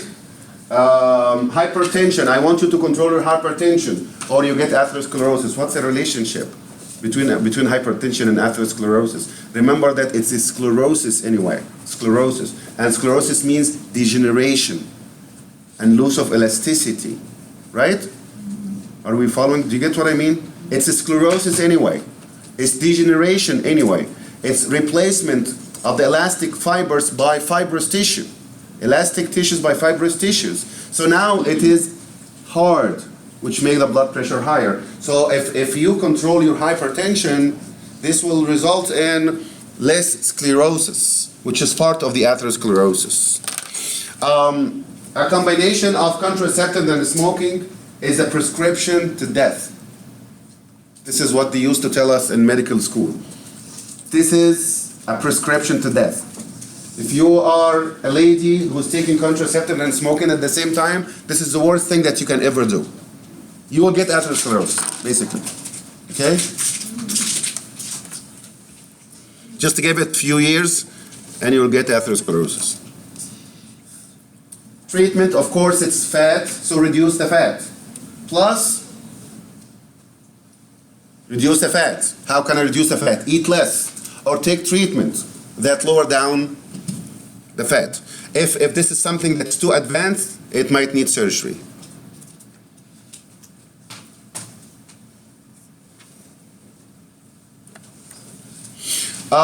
Cabbage or coronary artery bypass grafting is if the artery is too bad and you have no way of clearing it or cleaning it or something, you can do a graft. Just cut the piece and replace it. Okay?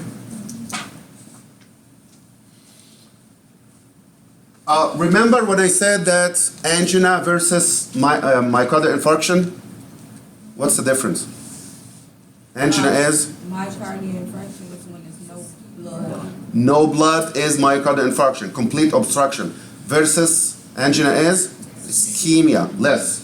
If you apply what I just mentioned to the brain, exactly the same, it will result in transient ischemic attack versus stroke. Ischemia of the heart is angina. Complete shutdown and death of the heart, myocardial infarction. Apply that on the brain. Transient ischemic attack is ischemia, reduction. Stroke or CVA, death. Death of the brain tissues. Okay? Did we get this part? Did you get this versus this? Did you get those two? Okay. Peripheral arteries. What's the effect of atherosclerosis on peripheral arteries? Aorta can form aneurysm. And what's the aneurysm? Aneurysm is dilation of the wall. And dilation of the wall is because it's becoming weak. The wall become weak. Okay? What is the main problem of aneurysm? Aneurysm, well, first, it's going to pressure anything that's surrounding it, right? Instead of being like this, dilating, putting pressure on the surrounding structures. But worse than that, it can rupture, right? Internal bleeding. How about the blood vessels? All of this is the consequences of the atherosclerosis. What about the peripheral vascular disease? What does it mean? If you have atherosclerosis in your peripheral blood vessels, it will accumulate within the wall will become smaller, narrower, and this will lead to ischemia. Do we have also ischemia and complete shutdown of the periphery? Yes.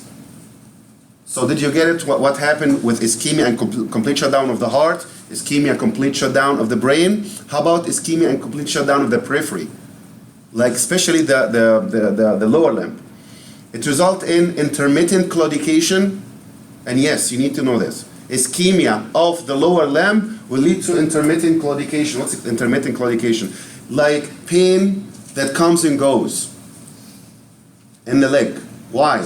Because I'm exercising and I'm not getting enough blood. So I'll get some contractions and some pain. This is if you have ischemia only. What if you have complete shutdown? Does part of your lower limb dies? Yeah. Yes, which is called gangrene. Gangrene. So here is what you need to know here.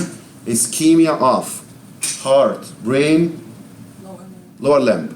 Complete shutdown and death of the three. You have 6 conditions? Did you get the 6 conditions here?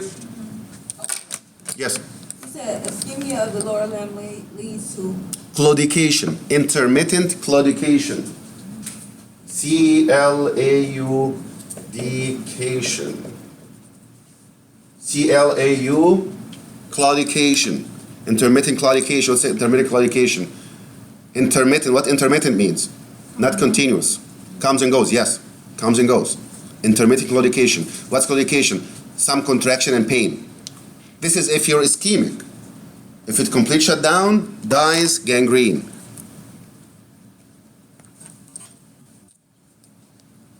Angina, we talked about this. What's angina? Is it ischemia or complete shutdown? Ischemia. So what happened in angina? It's pain. Pain, right? Pain in the heart.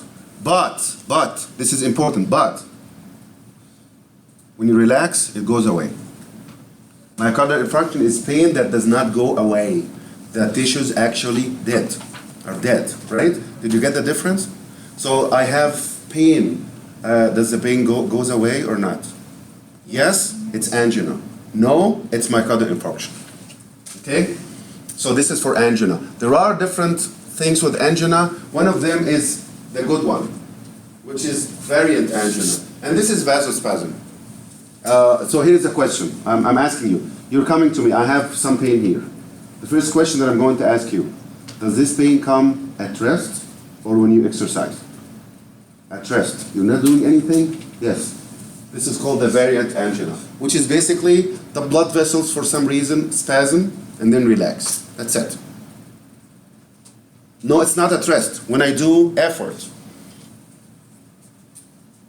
this will be the unstable angina, which is pain at rest. Oh, I'm sorry, not the unstable. This is the exercise-induced angina, but unstable angina is if the pain is prolonged, which means myocardial infarction. So here is a question again. I have pain. Is it at rest or exercise? At rest, it's variant. With exercise, this is exercise-induced angina, still angina. It doesn't go away. Does it go away or not? Yes. By itself? Or when you stop exercise? When I stop exercise, angina. Does it go away? No. Myocardial infarction. Can you differentiate with just the type of the pain? Can you or not? Yes. Did you get this? Tell me about the pain, I'll tell you what you have. Does it go away? Yes, it's angina. Does it go away? No, it's infarction. Death, actual death. Here's an example. And this will usually need catheter to go inside and see. It is blocked RCA, blocked LCA, left coronary if it's blocked.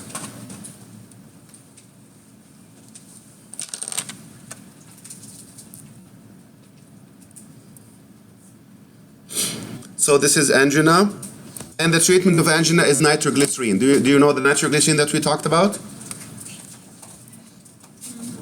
Nitroglycerin, treatment for angina. What else can be used for treatment of angina? Nitroglycerin is one. What if the nitroglycerin is not giving that much effect? Go to the emergency room. What they are going to give you? They will give you oxygen. Oxygen. So nitroglycerin, oxygen.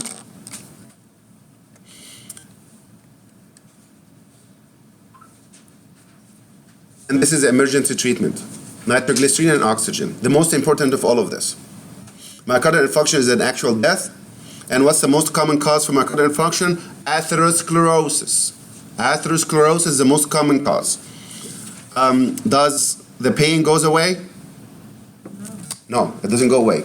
So what's atherosclerosis? Why the atherosclerosis is the most common cause? Because it's this. Atherosclerosis is fat depositing here until it make atheroma, blood clot, and go block somewhere, causing complete shutdown. It's not spasm, it's shutdown. So what's the most common cause of myocardial infarction? Atherosclerosis causing atheroma and blood clot. Atheroma and blood clot.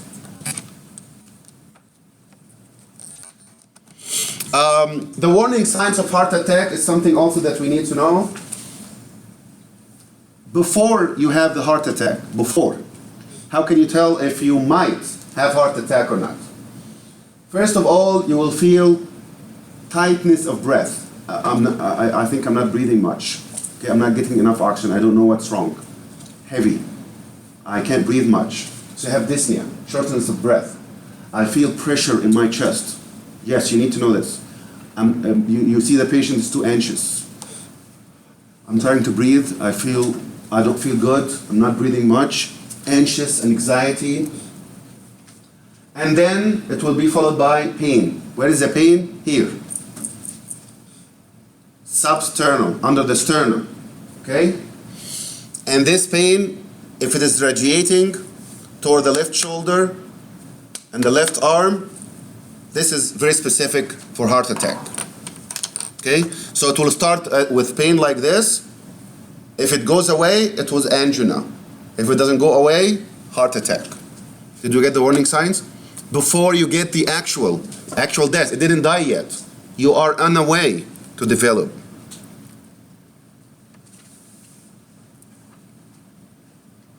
How to diagnose? There are a lot of things that should be done, but the most important of all is ECG and isozymes, or the enzymes. This is not the only thing. Read all of this, that's good. Read all of this. But the one thing that you cannot forget, the most important of all, is ECG and enzymes. Heart enzymes. You cannot forget this. The most important of all, which is called the isozymes or the isoenzymes. What does that mean? ECG, it will show you abnormality and in the ECG, in the strip, you see something abnormal, right? Okay. How about the enzymes? Here is what's happening with the enzymes. Isn't the heart muscles, muscle fibers, isn't that cells? These are cells, isn't it? These are cells. And the cells have enzymes inside, right? When they die, they break down. And these enzymes are released and go to the blood. If you find it in the blood, you have myocardial infarction. Did you get this? Specifically, troponin. Okay? Read anything else. Yes, oxygen goes down and everything. But this is the most important of all. Complication of myocardial infarction. The most common and the worst and the cause of death because of myocardial infarction will come from arrhythmia. Arrhythmia. Okay? What's arrhythmia? Ventricular tachycardia is the worst of all. There are a lot of arrhythmias, but I want you to know this one specifically. The lethal one, the worst of all, ventricular fibrillation, or VFib, ventricular fibrillation. So because the muscle fibers died, the electricity is going to change and disrupt, and this can cause death. Otherwise, if the heart get infarction, means this part of the heart is dead now. So the heart is not going to do the function, and it can lead to failure, heart failure. There are different things with the heart failure, but this is one of them. It can lead to cardiogenic shock, which is, what's a shock? Severe reduction of the blood pressure. Treatment, there are a lot of treatments, but oxygen, anticoagulant, and thrombolytics are the most important of all. What are the thrombolytic? You have a thrombus already. You already have a thrombus. Can you bust the thrombus? Can you break it down? Yeah. Yes, if it is early, you can, which is called thrombolytics. At the beginning, you can. So thrombolytics, anticoagulant, analgesic, oxygen, and treatment of the cause. Cardiac dysrhythmias, meaning the rhythm is not okay anymore. It's not normal anymore. It's not sinus rhythm anymore. First problem can happen with the SA node itself. If it's slow down, it's bradycardia, less than 60. If it is speed up, it's called tachycardia, which is more than 100. If it alternates between those two, it's called the sick sinus syndrome. The second condition is called PAC, premature atrial contraction, which means ectopic focus. What's ectopic focus? It means the SA node, there is another spot beside it that's doing similar job, but it's irregular. Okay? If the atrium is speeding up too much, from 160 to 350, this is called atrial flutter. If it goes beyond that, above 350, you call it atrial fibrillation. And by the way, any condition that happens in the atrium is not lethal. It's not fatal. Why? Because the atria doesn't have a very important function. What's the function of the atrium? It just takes the blood and push it to the ventricles. That's it, right? What if the atria is not even working at all? The blood will go, gravity, go to the ventricles anyway. You're not going to die. I'm not saying there is no problem, but you're not going to die. Even with atrial fibrillation, you know what fibrillation means? It's like this. It's supposed to contract and relax, right? More, until it goes like this. It's almost not doing anything. Can you survive still? Yes. Why? Because the atria is not doing a very important function. The blood will go down anyway. Gravity. It goes to the ventricles. If that happened to the ventricle, you will die. Why? Because the ventricles are doing a very important job, which is pumping the blood out to supply the tissues with oxygen. You don't have oxygen, you die, including the heart itself.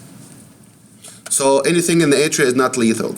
Heart block. Heart block is block of the heart at the AV node. We know that there is a normal delay in the AV node, right? We know that. If that delay is more than normal, we call it heart block. This can be first degree, just a little bit of delay. So here is the atria and this is the ventricle. There is some delay. They call it the first grade or the first degree. Okay? Second degree, which is worse than that, more delay, there will be not just occasional. So if the first degree is just a little bit of a delay, it's worse than that. You have worse problem in the AV node.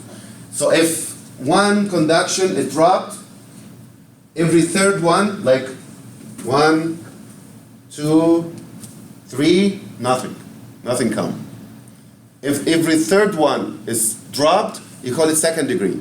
What's the third degree? Third degree is complete dissociation. Complete heart block. It's also called complete heart block. Third degree, which means atria and ventricles are working completely independently. This is working by itself, and this is working by itself. Complete block. Third degree heart block. Did you get the heart block? Did you get it? How about the ventricular? Ventricular, this is the bad one. Ventricular tachycardia is heart is speeding, so not enough time for the filling of the ventricles. PVCs, premature ventricular contractions, contractions of the ventricle that come prematurely. Translation, ectopic focus. What's the ectopic focus? The normal pacemaker is SA node, right? Sometimes a piece of the heart change its characteristics and start to make its own electrical signal occasionally. And we might, any one of you might have it. All of a sudden you feel like this. Your heart is going like this, and go like, did you ever feel this? Like twice, come like this? This is PVCs, which means you have ectopic focus, but it's mild, meaning piece of the heart, and it comes from excessive smoking, excessive drinking of coffee. It can change just a little piece of the heart and of the muscles of the heart, and it will acquire the ability to produce electrical signal. So, but it's every now and then, like give you one like this, and that's it. It's, flutter is more than that. Flutter is higher than that. But this is called premature ventricular contraction. Like every now and then you get just like this. And it means ectopic focus. Ventricular fibrillation, the worst of all. You will die, definitely. And this needs conversion. Shock, electrical shock. We know the machine, what is it called? The what? AD, yes. It's you have to do like shocking the heart, or die. Prefab, it's like this. And instead of speeding up, speed up fast enough to go like this. Is the blood going anywhere? It doesn't go anywhere. Does the blood go to the heart? No. Does the blood go to the brain? Oxygen doesn't go. Death. That's it. Death. This is the worst of all. So this is summary of all these dysrhythmias. And the treatment will depend on the condition. So we talked about the medications before, so I'm not going to repeat it. But sometimes it's called the defibrillator, which is this machine that gives a shock so that the heart return back to normal. And this is specifically for ventricular fibrillation. What's the worst dysrhythmia? Ventricular fibrillation. It's lethal, it's fatal. It leads to death. Cardiac arrest, all what we need to know here is arrest of the heart. What does it mean? The heart stop. Do you see in the movies, they are monitoring this patient after accident and it goes like this, and all of a sudden, right? Go like a flat line, cardiac arrest. Complete cessation. Complete cessation. And there are different reasons that you can go through: vagal stimulation, potassium imbalance, cardiogenic shock, a lot of causes, a lot of problems, but we need to understand what it is in the first place. This is the most important thing. Congestive heart failure, what does it mean? It's heart failure. The heart failed for some reason. It can be fibrillation, it can be angina, myocardial infarction. It's a problem with the heart, that the heart failed. And because it's failed, there is a congestion of the blood that should come to the heart, right? Like this. You give me the chairs, and I put it there, right? If I'm not doing the job, the chairs will accumulate here, right? Give me one, put it away. Another one, I'm not doing the job, I failed. So give me one, I put it aside. Give me another one, I didn't do it. Another one, it will accumulate, right? This is congestion. So the blood that's coming to the heart will be congested, meaning staying before going to the heart. The heart's not doing the job, accumulation. So this is congestive heart failure. And congestive heart failure can be right or left. And here's what I mean. What if you have a problem with the left ventricle? So the left ventricle is not pushing the blood out. Where's the blood going to accumulate? In the what? Atrium, left atrium. In the left atrium. So it's going to accumulate on what? Lungs. Yes, it will accumulate in the lungs, in the pulmonary circulation and in the lungs, right? What's before the left ventricle and left atrium? It's the lung.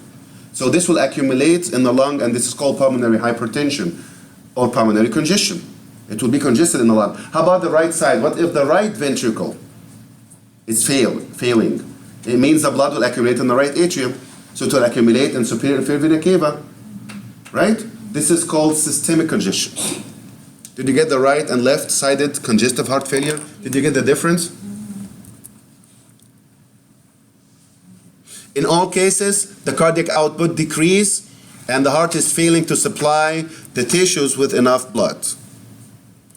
So we got right and left-sided heart failure. There are compensatory mechanisms for that. If that's happening, the heart will try to speed up and it will constrict the blood vessels to the viscera, and you make less urine in order to compensate for this problem. The heart is failing to supply the body with enough blood. What should I do now? Speed up to give it more. Number two, restrict the blood supply that's going to unimportant organs. Give it less blood. Number three, make less urine so you have more blood, so you can supply more, right? These are called the compensatory mechanisms for congestive heart failure. The other thing for congestive heart failure is when this congestion occurs, remember that it's going to be congested in superior and inferior vena cava, right? Which will be congested in all the veins, right? So the veins are not going to take the blood from the interstitial fluid to the heart, right? It will accumulate. What do you call this condition? Accumulation of interstitial fluid in between the cells. Edema. This is one. On the other hand, the liver is receiving some blood, and this blood should go to the heart. It doesn't go. Stay in the liver. Portal hypertension. Congestion of the liver itself. Portal hypertension. Did you get what I mean? This is for the right-sided. How about the left-sided? The left-sided will lead to congestion in the lung. Does that make sense? The blood in the lung is trying to go to the heart. The left side is not doing the job. It will accumulate in the lung, leading to what? Leading to congestion of the lung.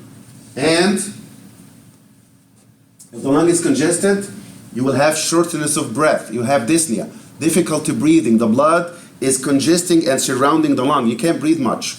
Dyspnea, shortness of breath. And there is a condition that's called paroxysmal nocturnal dyspnea. So you have dyspnea, you have cough, you're coughing because when the congestion occurs in the lung, fluid will accumulate within the lung. The fluid from the blood, because it's too congested, it will leak in and go inside the lung. And this leads to dyspnea.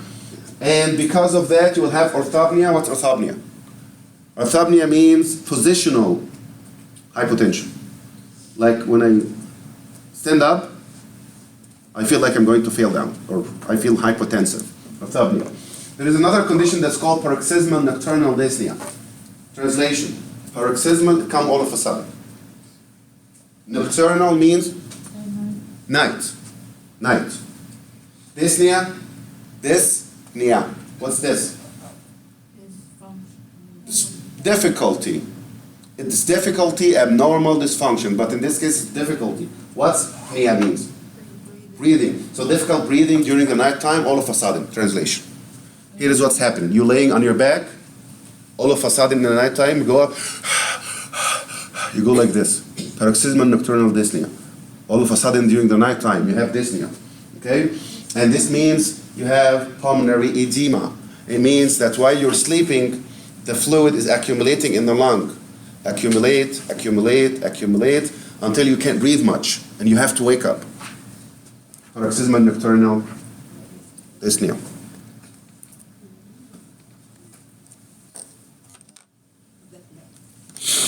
What happens when the blood accumulates in the lungs? The lungs will become congested, right? I'm sorry, I'm talking about the liver now.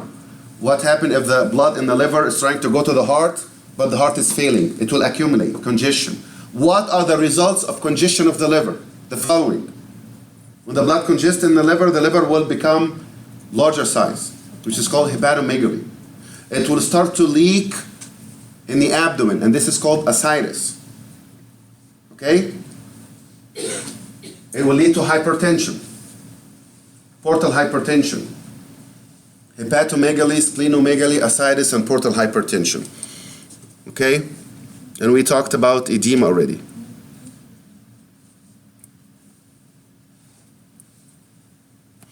If this is a child who's having congestive heart failure, most of the time congestive heart failure will come from congenital heart disease. They have congenital heart problems. What's the first sign that tells you that this baby is having a heart problem, or he's starting to have a heart problem? Difficulty feeding. He's not eating much. He's like tired all the time. He's not breathing good, and he's not breastfeeding much. When I give him breastfeeding, he's not really interested. Okay? He doesn't eat as he used to. This is an early sign that might, not necessarily means, it might be an early sign for this. Those people will have, those kids will have the tripod position. You know the tripod for the camera? It will look like this, because this is the way that you push the blood together to go to the organs. If you do this position, the blood will accumulate and go better. So they assume this position for better blood going. And this is something happen automatically. They don't think about it. Congenital heart defects.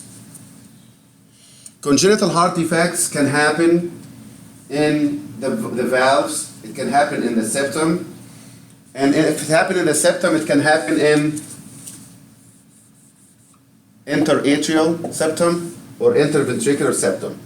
So interatrial septal defect, or atrial septal defect, or ventricular septal defect. Okay? What happens if you have a defect here? Are you supposed to have an opening in between the right and left ventricle? Of course not. What if you have VSD, ventricular septal defect? You think the blood will go from right to left or from left to right? Right to left. Why? Left to right, right to left. Why? What determines? Which one have higher pressure? The left. The left. So it will go from left to right. Right? So some blood will go out and the other will go to the right side. Okay? So obviously, instead of the whole blood going out to the aorta and supplying the body, part of it will return back to the right ventricle, leading in less blood going out.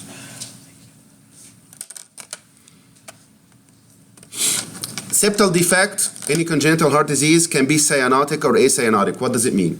What cyanosis means? Bluish discoloration or purplish discoloration. Let me tell you this.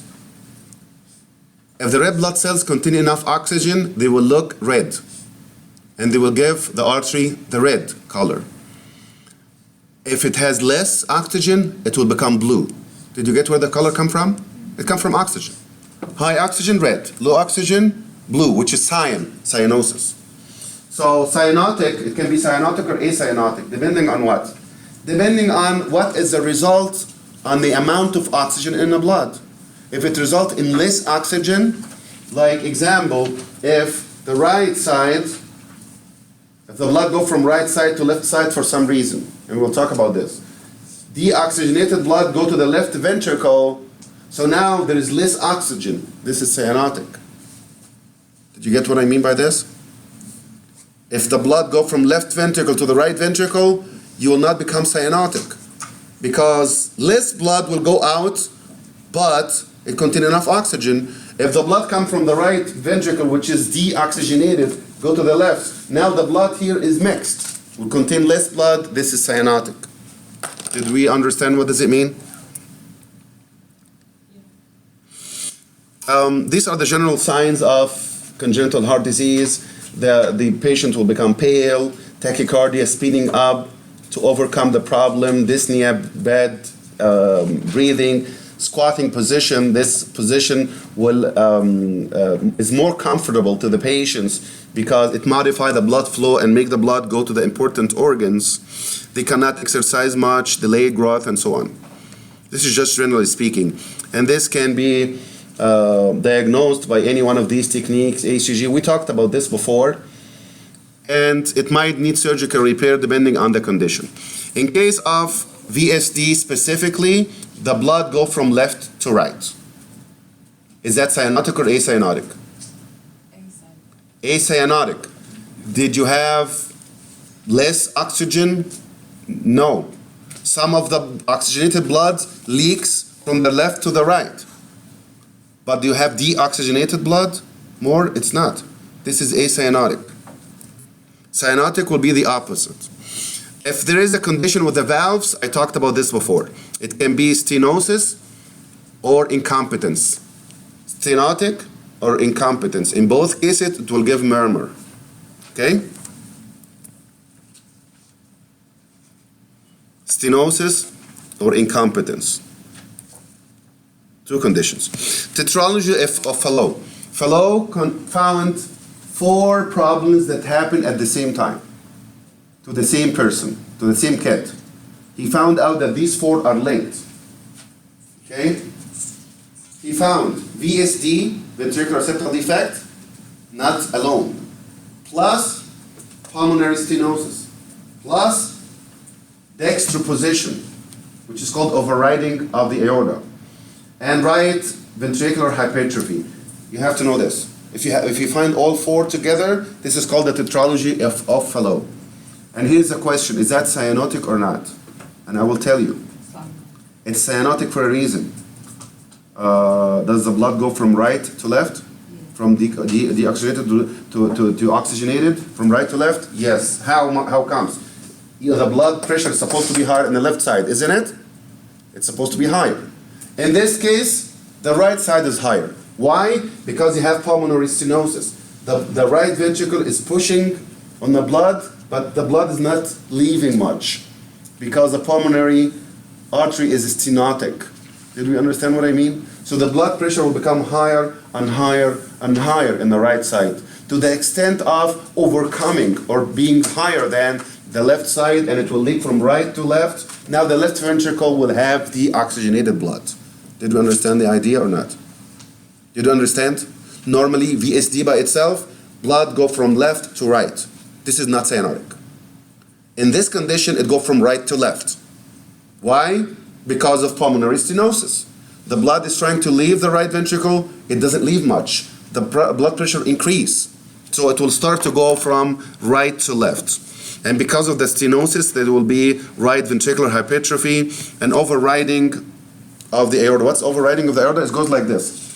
The aorta is supposed to take blood from the left ventricle, right? And the pulmonary trunk should get it from the right. It goes like this. Change like this. So the aorta will get from both of them. The aorta will get from both sides, from right and left. And this is also another reason why it is cyanotic. Here are all the conditions combined. This is VSD. This is ASD. So the first one, A, is ASD. B is VSD, which is still acyanotic. This is PDA, patent ductus arteriosus.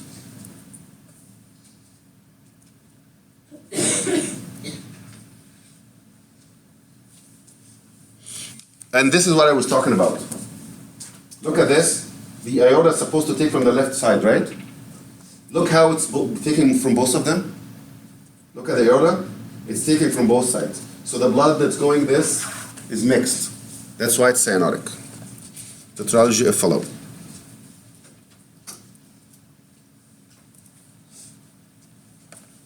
Rheumatic fever. This is one of the inflammatory conditions of the heart. Rheumatic fever. Rheumatic fever is something that starts with a streptococcus infection, like somebody having tonsillitis, but strep, and that's the importance of strep swab, right? When you go to the doctor and they think that you might have streptococcus, they have to do a swab. Why this specific? And in kids, because it can lead to rheumatic fever. And rheumatic fever, you're getting a streptococcal infection. Later on, it will go deposit itself in the valves of the heart, causing rheumatic fever. Rheumatic heart disease, I mean. So rheumatic fever, if it affects the heart, it's called rheumatic heart disease. And this usually occur because of deposits in the heart that stimulate the immune response. Did we get this part? As a complication of this, there will be some deposits go to the heart, stimulating the immune response, destroying the valves. So rheumatic fever is not the same as rheumatic heart disease. Rheumatic fever is a fever at the beginning because of the streptococcal infection. But later on, it can affect the heart If it's not treated. if it is not treated. And it can affect also rheumatic fever, it can affect the joints. But listen to this. This is very important. Rheumatic heart disease, rheumatic fever. Rheumatic fever will have a lot of problems, including erythema, like patches under the skin, subcutaneous nodules, fever, leukocytosis, increased ESR. All these are just general signs. It can affect the heart and the joints later on. But here is your clue. This is important. What's the clue? If it affects the joints, it will be the big joints, not the small joints. Small joints is usually rheumatoid, not rheumatic. Did you get this? Big joints. Rheumatic fever, if it affected the joint, it's the big joints, not the small joints. So here are the general signs of inflammation, arthritis. So when you tell me there is arthritis, no, arthritis of the big joints. This is specific for rheumatoid arthritis. Other inflammation, it can be pericarditis. What does it mean? Inflammation of what? Pericardium, myocarditis. Myocardium, endocarditis. In the endocardium.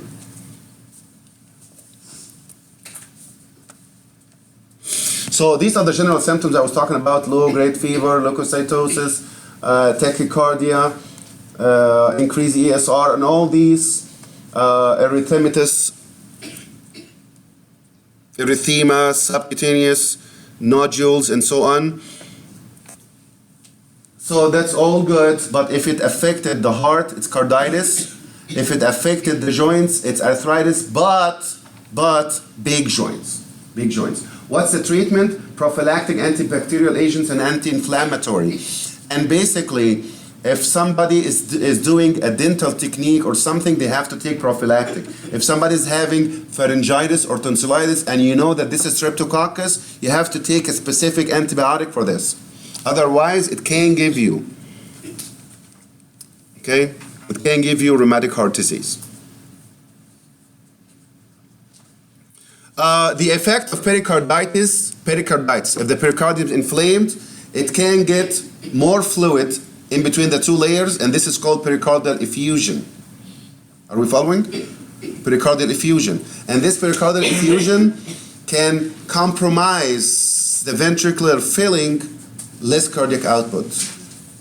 Here is the pericardium, right? If the pericardium in between the two layers become full of fluid, it will push on the cavity of the ventricles. It will become smaller, less cardiac output. Less cardiac output. Okay? If it affected the endocardium, it will affect the valves.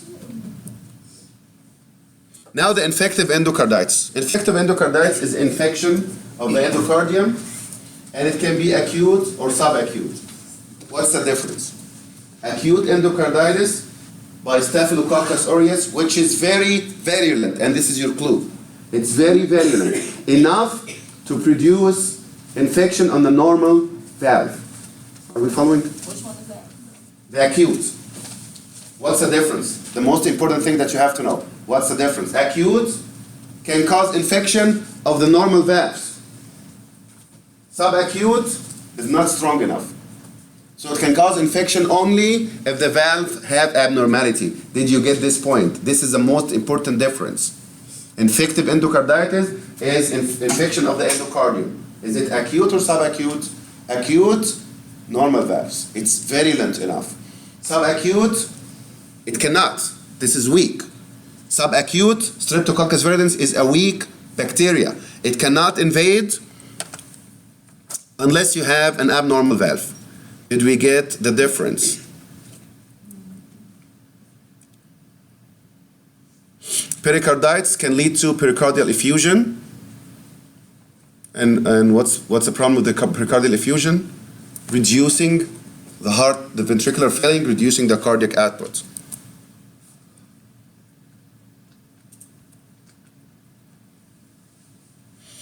Pericarditis can be acute or chronic.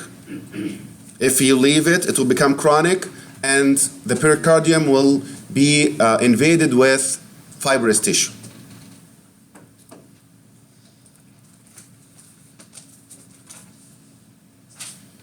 Hypertension. You need to know this table. The normal blood pressure is less than 120 and less than 80. Okay? If it goes more than that, it means hypertension? No. It depends. If it is from 120 to 139 specifically, not 140, or you're going to another category. And from 80 to 89, you call it pre-hypertension. Pre-hypertension. It is above normal, but I can't say you're really hypertensive. You can say it's hypertension actually if it is from 140, 159 over 90, 99. And you have to memorize these numbers. This is called stage 1. If it goes beyond that, above 160, you call it stage 2. Until 180. If it goes above 180 and 110 in the diastole, this is hypertensive crisis. You have to go immediately to the emergency room. Did you get this table for the hypertension? And we did the treatment in the beginning, so we don't have to repeat. Hypertension can be primary or secondary. Do you remember, generally speaking, when we said primary anything is coming from the organ itself, right? Secondary is something happening somewhere else that's reflecting on the organ. So primary hypertension is something with the blood vessels itself that leads to the blood pressure increasing. And by the way, most of the time they say primary hypertension is idiopathic. What idiopathic means? You don't know why it's there. You don't know. For some unknown reason. For some unknown, we don't know exactly what it is. Atherosclerosis, yes, atherosclerosis is a factor, but primary or essential hypertension is idiopathic. You don't know exactly what it is. What happens if you have prolonged, you have hypertension. You're ignoring the treatment. What are the most common 3 organs to get destroyed?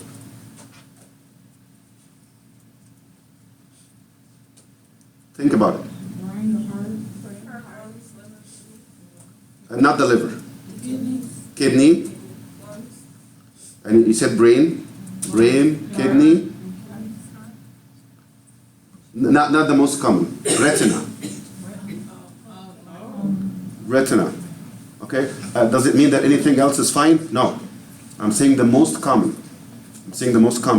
Kidney, brain, retina. Kidney, brain, retina. Anything else is fine? No, it's not fine. This is the most common. Kidney, brain, retina. Secondary hypertension is due to something else, like pheochromocytoma, tumor in the adrenal medulla that's producing more adrenaline. If the blood pressure is too high, uncontrolled, too severe, you call it malignant or resistant hypertension.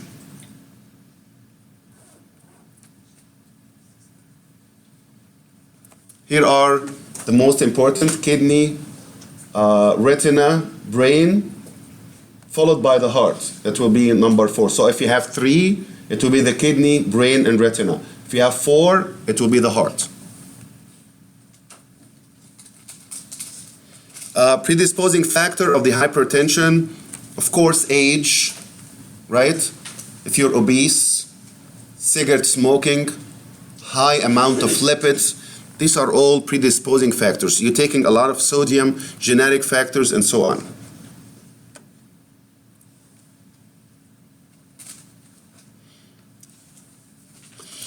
At the beginning, the hypertension is asymptomatic. Like, how are you doing? Are you doing fine? Yeah, I'm fine. I don't have any problems. Okay, let me measure your blood pressure. Do you know that you have high blood pressure? No, I didn't know that. When you measure it one time, it doesn't mean hypertension, by the way. I go now, CVS, can you please measure my blood pressure? Your blood pressure is 140/90. Oh, I'm hypertensive. No, you're not hypertensive. No, you're not. You have to measure it 3 different times in 3 different occasions. 3 different times, 3 different occasions. So if I measure it now while I'm leaving job, I have to do it one more time, like during the weekend or something, and another time in the afternoon. If all 3, hypertension, I'm hypertensive. Okay? So one time is not enough. At the beginning, you don't feel it. You discover it accidentally. I just went to the doctor and he measured it and he told you I didn't have any problems. Asymptomatic at the beginning. But later on, it will be symptomatic. The treatment, we know already what it is. Peripheral vascular disease, we talked about this in atherosclerosis. And we talked about the treatment. Aneurysm, we talked about the aneurysm. What's the worst that can happen with aneurysm? Aneurysm. Pressure and rupture. Pressure is one sequence, and it can go to rupture. Rupture is the worst of all, okay? But there is one thing that's called dissecting aneurysm that we need to understand. What's a dissecting aneurysm? Look at this.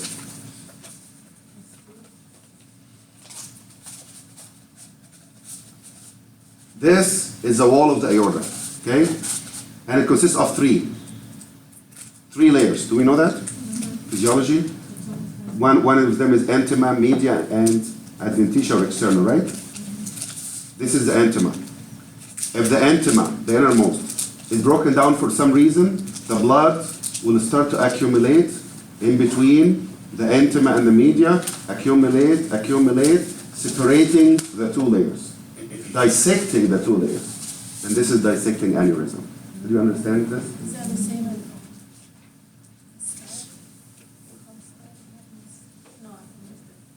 cause a heart attack? It might be something else. But for this, did you get the idea? Intima, broken down, blood leaks in, start to separate, dissecting the layers, progress, and it will start to blood accumulate, so it will, the wall will start to bulge. And this is dissecting aneurysm. Did we understand this? There are different types of aneurysms. But look at this. This is what I was talking about. Tear in the intima, and blood will start to dissect. And it doesn't stay like this, by the way. It will go like this. More. If you don't treat it, the blood will start to push in and separate the layers, dissecting them. And this is where the name came from. And the problem is, if this is too bulge, it can rupture, it can do some pressure effects. And on the other hand, remember this, anytime you have stasis, mean the blood's not moving, if the blood accumulated here, it's not going to move, right? Here it will go, right? But here, if accumulated, it can make blood clots. Aortic aneurysm, you can get it with auscultation. The most common factor is atherosclerosis and other things. And I'm going to stop here and continue